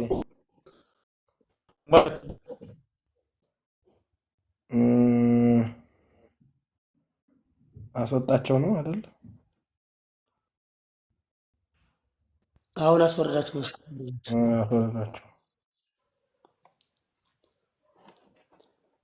ሰዓቱም ስለሄደ መሰለኝ። ሰዓቱም በጣም እየሄደ ነው ሳናውቀው። ኧረ 8 ሰዓት ላይ ነው፣ 6 ሰዓት ሰዓቱ ነው መሰለኝ። 6 ሰዓት ሀሳቡን ምናልባት ሀሳቡ እኔ እንደገባኝ እንትኑ አዳም በዕፀ በለስን በበላ ጊዜ ትሞታለህ ተብሏል እና ሞቱ ምንድን ነው ነው አይደል? እንትኑ ሀሳቡ የመጀመሪያው ያጣው ምንድን ነው? ያጣው ቆይቷል። የተቀየረ እንጂ ያጣው የለም የሚል የመጀመሪያው አተታትተው ሁለተኛው ያጣው የሚለው ነው። መጀመሪያ ግን ሰው በበላህ ጊዜ ትሞታለህ ከተብሏል። የሞተው ሞቱ ምንድን ነው? ምክንያቱም ስንት ዓመት ኖሯል? 930 ዓመት ኖሯል እና የሚል ነው። አዎ አዎ የኔታ አንዱን መረዳት ያለብን ይሄ የሞት ሞት ትሞታለህ የሚለው የእኛ ትርጉም ስለሆነ ንባቡን ቀጥታ መጀመሪያ በበላህ ጊዜ ትሞታለህ ነው የሚለው። የሞት ሞት የሚለው እኛ ኢምፋሳይዝ ለማድረግ ነገሩን ድርብ ሞት አለበት ለማለት የምንጠቀመው ነው ማለት ነው። ግን ትሞታለህ የሚለው ቢተረጎም እንዳለ የሞት ሞት ተብሎ ተርጉሞም ቢሆን ወዲያው ሞቷል። ያው መሞት ማለት መለየት ማለት ስለሆነ ከእግዚአብሔር ተለይቷል የሚለውን ነው። መንፈሳዊ ሞት፣ መንፈሳዊ መለየት፣ ከእግዚአብሔር መለየት አጋጥሞታል የሚለው ነው አንዱ። ሁለተኛ በነገራችን ላይ በስጋ ሞትንም እኛ የምንረዳበትና ሞት በእውነታው በህይወታችን የሚሰራበት መንገድ የተለያየ ነው። በተለይ የቅዱስ አትናቴዎስን ትርጉም በዚህ ላይ በጣም የወደድኩት ስለሆነ ባጋራ ደስ ይለኛል። ሞት ፕሮሰስ ነው፣ ዲኬይ ነው፣ ቀስ እያለ የሚሄድ ነው እንጂ አንድ ቀን አይደለም፣ የአንድ ቀን ክስተት አይደለም። ስለዚህ የሞት ሂደት ነው ማለት ነው። እርጅና ራሱ ማለት ነው ከተሐድሶ ውጪ ሆኖ ከአዲስነቱ ወደ ብሌት ሲቀየር ልክ ልብስ ቀስ እያደረገ እያረጀ ተበላሽቶ እንደሚወድቅ የሰው ህይወትም ወደዛ ሂደት ነው የገባው እና ከበላበት ቀን ጀምሮ በስጋም ዲኬ እያደረገ በብሌት ውስጥ እየበሰበሰ እየተበላሸ ነው የሄደው ማለት ነው። ሞት የምንለው እኛ የምንረዳው የመጨረሻነት በህይወት መኖር አለመቻሉን ነው እንጂ ሂደቱ ራሱ የሚኖረው ለመሞት ነው። የሚኖረው በሞት ውስጥ ነው። የሚኖረው እየሞተ ነው። ይሄ ቃል ይገልጥልኛል መሰለኝ እነዚህ ሶስቱ ነገሮች። የሚኖረው ለመሞት ነው። የሚኖረው በሞት ውስጥ ነው። በሞት ጥላ ውስጥ፣ በሞት ግዛት ውስጥ ነው የሚኖረው። እየሞተ ነው። በየቀኑ ይሞታል ማለት ነው። ሰው ሶስት ነው የሚለው እና ይሄ ጥሩ ነገር ስለሆነ አዳም 930 ዓመት ስለኖረ አልሞተም ብለን ማሰብ የለብንም። 930 ዓመት ሙሉ እየሞተ ነበረ። 930 ዓመት ሙሉ እየሞተ የኖረ ሰው እና 80 ዓመት እየሞተ የኖረ ሰው አንድ ናቸው።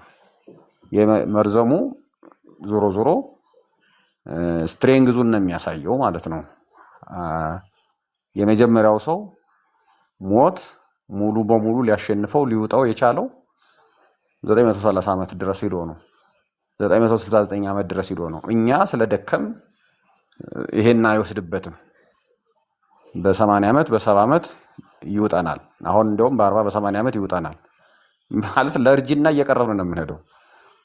ብልየቱ በጣም እየጎላ ነው የሚሄደው። ይሄ ደግሞ ሞት እኛን የሚበላበት ፍጥነት ነው የሚጨምረው። ስለዚህ ሞት በውስጣችን አለ፣ በውስጣችን እየሰራ ነው፣ እየሞትን ነው የምንሄደው ማለት ነው። ይሄ የቅዱስ አትናቴዎስ ገለጻ ነው። እንደውም ቅዱስ አትናቴዎስ ከኃጢአት በላይ ሞትን ነው የሰው ልጅ ለኃጢአት የሚያጋልጠው በውስጡ የሚሰራው ሞት ነው ብሎ ያምናል። ይሄ ኃጢአትና ሞትን የተሳሰሩበትን ነገር በደንብ ለማብራራት ሙከራ ያደረገበት ነው። ምናልባት ይሄም ውስብስብ ቴዎሎጂ ፍልስፍና ውስጡ ስላለ በዚህ እንትን ካልነው ጥሩ ነው። አባ መላኩ በምን መንገድ ሊገልጹት እንደሚችሉ አላውቅም። ካሉ እየተሰማቸው ከሆነ በትክክል ሊሄዱ ማለት በቃ ጥሩ ነው። ከእንትን ካሉ ይሄንን ሐሳቡን የልጁን ጥያቄ እኔ በዚህ መንገድ በተረዳሁበት መንገድ ሄጃለሁ ሊረዳ ይችላል ብዬ ያሰቡትና ያጋራው ሶትም ያጋራሉ። ሌላ ሁለተኛው ምኑን የተለወጠ የሚለውን እኔ አባን ስሰማቸው የተረዳሁትን ግልጽ ለማድረግ ልሞክር። የሰው ያለው ነገር ሳይለወጥ ያለው ነገር ሳይወሰድ ሳይጠፋ ነገር ግን መበላሸት ውስጥ ነው የመጣ የሚለውን ነው። እየተበላሸ ልክ አሁን ለምሳሌ የታመመ ሰው አይኑ አለ ግን አይኑ ይታመማል፣ እግሩ አለ ግን እግሩ ይታመማል። የነበረው ሀብት እንዳለ አይወሰድም። የነበረው ለምሳሌ አስተሳሰቡ ማሰብ መቻሉ አይወሰድም። በህይወት መኖሩ አልተወሰደም ወዲያው ማለት ነው። መናገር መቻሉ አልተወሰደም። ግን ምን ተበላሸ ማለት በሽታ አለው። በንግግሩ ውስጥ በሽታ ገባ፣ በሀሳቡ ውስጥ በሽታ ገባ፣ በድርጊቱ ውስጥ በሽታ ገባ፣ አካሉ ውስጥ ሞት ገባ ማለት ነው። ይሄ ደግሞ መታመም ነው። የኛ አባቶች በጥሩ መረዳት ስለሆነ ያለው ይሄ ኃጢአት ማለት ሲክነስ ነው፣ የፈቃድ ህማም ነው ማለት ሲክነስ ኦፍ ዊል፣ የፈቃዱ የሰው ልጅ ፈቃድ ይታመመ ማለት ነው። ፈቃዳቸው ተበላሸ ማለት ነው። የሰው ልጆች ህይወት ተበላሸ ማለት ነው። ግን ህይወታቸው ተወሰደባቸው አይደለም ማለት እያለ የተሰጣቸው ከፈጣሪ እያለ ያ ተበላሸ። ክርስቶስ ወደዛ ህይወታቸው ሲገባ ሰው ሲሆን ያንን ነው መልሶ ሪስቶር ያደረገው ማለት ነው። ጠፍቶ ቢሆን ኑሮ ከሱ ላይ በደንብ እንዲያብራሩልኝ የሚፈልገው ምንድን ነው? ልክ አሁን እንዲታመም ወይም የሆነ አካሉ እንዲቆስል እንዲታመም ያደረገው ምን አቶ ነው ወደዚህ ለውጥ ሊመጣ የቻለው? ስለዚህ ያጣው የለም ወይ? አዲስ ነገር ነው የገባ። አቶ ሳይሆን አዲስ ነገር ገብቶበት ነው። ለምሳሌ እኛ በአካላችን ውስጥ ሰውነታችን ውስጥ መርዝ ሲገባ፣ ቫይረስ ሲገባ፣ ባክቴሪያ ሲገባ ለሰውነታችን የማይስማማ ነገር ሰውነታችን ውስጥ ገብቶ ነው የምንታመመው። ለባህሪው የማይስማማ ነገር ፈቃድ እግዚአብሔር ያልሆነ ነገር የሰይጣን ነገር ወደ ሰው ፈቃድ ገባ። መጽሐፍም እኮ የሚለን በአንድ ሰው በኩል ኃጢአት ወደ ዓለም ገባ ነው አይደል የሚለው። ኃጢአት ገባ። ሲገባ ኃጢአት የሞት መውጊያ ነው። ሞት የሚሰራበት መውጊያ ነው ማለት ነው። ያ መውጊያው ደግሞ ያቆስላል። ኃጢአት መውጊያ ከሆነ ያቆስላል ማለት ነው። ሲያቆስልህ ትታመማለህ ማለት ነው። ምንድነው አሁን መንፈሳዊ አይን አለን። ባጭሩ ለመግለጥ መንፈሳዊ አይን አለን። እይታው ተለወጠ። ለምሳሌ መንፈሳዊን ብቃት ሲኖረው ወደ መንበረ ጸባዖት ለምሳሌ የኢሳይያስ ሱራፌል ቅዱስ ቅዱስ ብለው ሲመለከቱ አየ አይኑ። ሕዝቅኤል እግዚአብሔርም በክብሩ አየው። የሰው ልጅ ክብሩ ምን እንደመሰለ ይህ እይታው ነው። ይህ እይታ አሁንም አልተወሰደም። ይህ እይታ ሲለወጥ ማለት ወደ እግዚአብሔር ሳይሆን ወደ ምን ይለወጣል ማለት ነው? ወደ ነፍስ ግድያ እይታውን ይቀይረዋል። የሔዋንን እይታውን ይቀይረዋል። እይታው ነው የተለወጠ። ለምሳሌ አሁንም ሰው እኮ እይታው አይቀየርም። መስሪያ ቤቶች ሁሉ እኮ ራዕይ አላቸው። ራዕያቸው አሁን እንደ እይታቸው ነው የሚወጡት። እይታው አይቀየርም። እይታው አልተወሰደም፣ ግን ይቀየራል ነው። እይታው አልተወሰደም፣ ይቀየራል። ለምሳሌ የኔ እይታ ወደ እግዚአብሔር ከሆነ ወደ እግዚአብሔር ነው የሚያይ። ወደ ዓለም ከሆነ ደግሞ ወደ ዓለም ያይና ቀምቼም ሰርቄም ገድዬም ገንዘብ ማየት እይታ ይሆናል። ወደ እግዚአብሔር ሲሆን ደግሞ ሰጥቼ መጡቼ አምኜ ወደ እግዚአብሔር እይታ ይሆናል። አሁን አልተወሰደም። ሰው ውስጣዊ እይታው አለ፣ ግን የተለወጠ እይታ ነው። ወደ ምድር የሚመለከትና ወደ ሰማይ የሚመለከት እይታ ነው እንጂ ተወሰደበት አይደለም። እይታው ተለወጠ። ወደ እግዚአብሔር ነበር እይታው፣ አሁን እይታ ወደ ምድር ሆነ። ትእዛዙን ወደ ማክበር የነበረ እይታ ትእዛዙን ወደ መጣስ፣ እባብን ወደ መስማት እይታ ሆነ ለማለት ፈልጌ ነው። አልተወሰደም፣ ግን ተለወጠ። አሁንም ሰው ነው እኮ። ዓለማዊ ሰውንና መንፈሳዊ ሰው ነው የምንላቸው። ጥሩውን ክርስቲያንና ምንም ክርስትና የሌለውን ሰው ነው የምንለው። ሁለቱም ሰው ነው። በክርስቶስ የዳነውንና ያልዳነውን ሁለቱም ሰው ናቸው። ሁለቱም ራእይ አለ ይላሉ። የክርስቶስ የሆነው ወደ ክርስቶስ ነው እይታው፣ የዓለም የሆነው ደግሞ ወደ ዓለም ነው እይታው። በዚህ ዓለም አሸንፈህ መኖር አለብህ የሚል እይታን ነው የሚመለከተው ለማለት ፈልጌ ነው። ማለት ተለወጠ እንጂ አልተወሰደም። ስለዚህ ለምሳሌ አዳም ምንድነው እግዚአብሔር የት ነህ ባለው ጊዜ እኮ ራቁቴን ስለነበርኩኝ አሁን እውቀቱ አለ፣ እይታው አለ፣ ራቁትነቱን አይቷል። እንደገና ደግሞ ያቺ ሴት አሳሳተች፣ ይህም ሌላ እይታ ነው። ቃየልም ቢሆን ከፊትህ ባር ያገኘ ይገለኛል፣ ይህም እይታ ነው፣ የውስጥ እይታ ነው። ይህም ነው። እነዚህን አስበን ነው እንትን ያልናቸው። ያ ሁለተኛው ምን ነበረ እንትን ያላልኩት በዚሁ ልጨርስ። ጥራ የሞተ ማለት በበላ ቀን ትሞታለህ ያለው ይህ የአባቶችን አባባል መውሰድ አለብን። ሞታ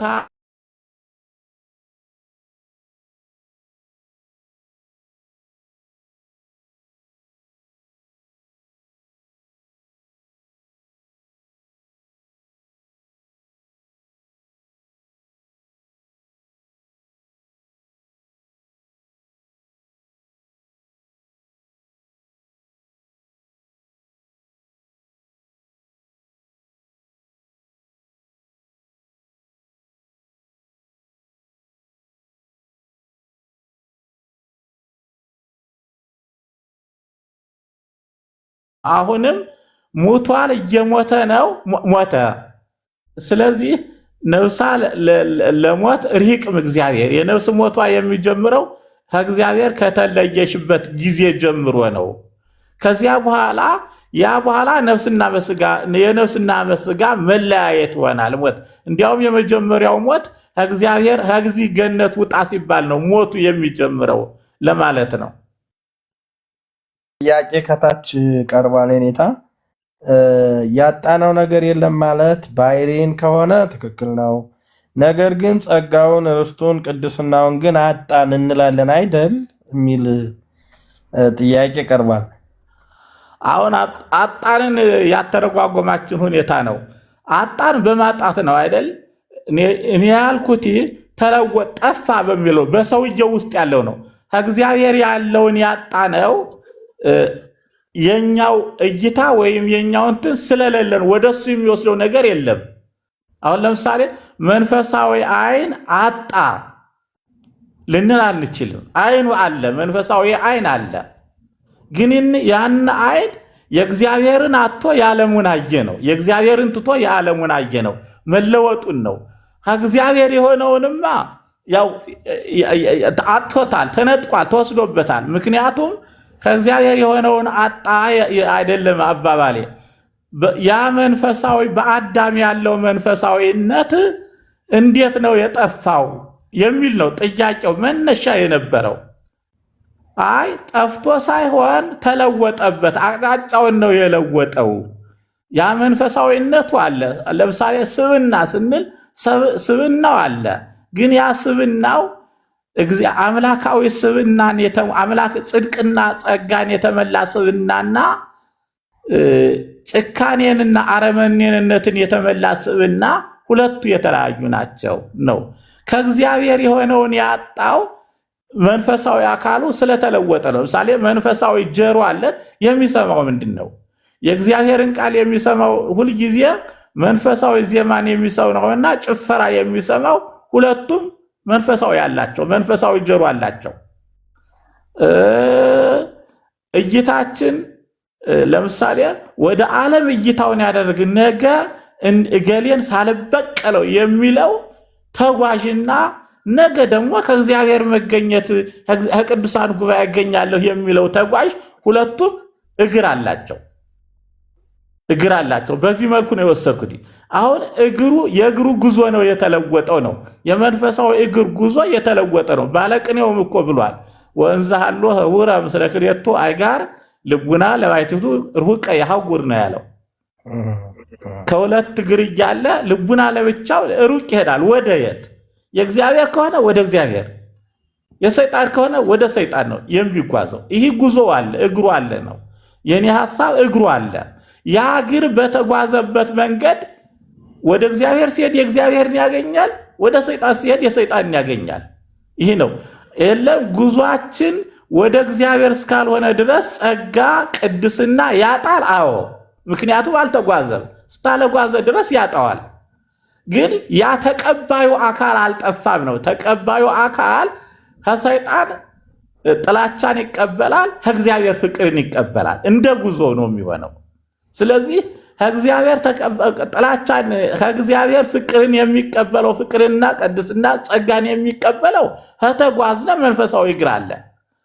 ከሰይጣን ጥላቻን፣ መለያየትን፣ ግድያን ከተጓዝን ያው ነው። ስለዚህ የጉዞ መንገድ ነው። በአዳም ላይ ተለወጠ የምንለው የጉዞ ሁኔታ ነው እንጂ የመጥፋት አይደለም። ያማ ከሆነ ወደ እንስሳነት ተለወጠ ነው የሚባለው። ወደ እንስሳነት ላይ ሳይሆን የተለወጠው ለምሳሌ ያቺ ሴት አዳም አሳተች ሲል እኮ አለ ያ መንፈሳዊ እሳቤው አለው። ግን ለማምለጥ ያደረገው ሙከራ ነው እንጂ አለ ለማለት ፈልጌ ነው። ስለዚህ ጽድቅ ቅድስና የታጣው የጉዞው ሁኔታ ስለተለወጠ ነው። የእግዚአብሔርን እውነት ትቶ የሰይጣንን ሐሰት መስማት ጀመረ። ይህ ነው ለውጡ፣ እዚህ ላይ ነው። አሁንም ግን ያ መንፈሳዊ አካል አለ፣ በሱ ውስጥ ነው። እናረጋል ይቅርታና ያለው ነገር የተቀበለው ነገርም ለተለይ ከእግዚአብሔር በተቃራኒ ለሆነ ዓላማ ተጠቀመው እንጂ የእንትሩን አያጣውም። ለምሳሌ የማሰብ ችሎታ ተሰጥቶታል። ይሄ ጸጋ ነው። ልክ ነው። ይሄንን የማሰብ ችሎታውን አያላጣም። ግን ከእግዚአብሔር በተቃራኒ የሆነ ሐሳብ ውስጥ ገባ። ይጠቀመዋል፣ ለክፉ ይጠቀመዋል። ስለዚህ የተነጠለው ያለንን ነገር ምንድነው የመጣብን? ኃጢአት ማለት ያለንን ከእግዚአብሔር የተቀበልነውን ነገር ከእግዚአብሔር ተቃራኒ መጠቀም ማለት ነው። ኃጢአት እዚህ ውስጥ ነው የገባው። ስለዚህ ያለን ነገር ተወሰደብን ሳይሆን ያለንን ነገር ከእግዚአብሔር ተቃራኒ ለሆነ ነገር መጠቀም ጀመር። በዚህ ምክንያት ከእግዚአብሔር ተጣላ። ያ ፍርድ ምንድነው ሊመጣ የሚችለው? ህይወትን መውሰድ ሊሆን ይችላል፣ ኃይልን መውሰድ ሊሆን ይችላል፣ ጸጋን መቀማት ሊሆን ይችላል። ቋሚ ነገሮች ተፈጥሮውን ለምሳሌ ሞተ ሰው ሲሞት ተፈጥሮ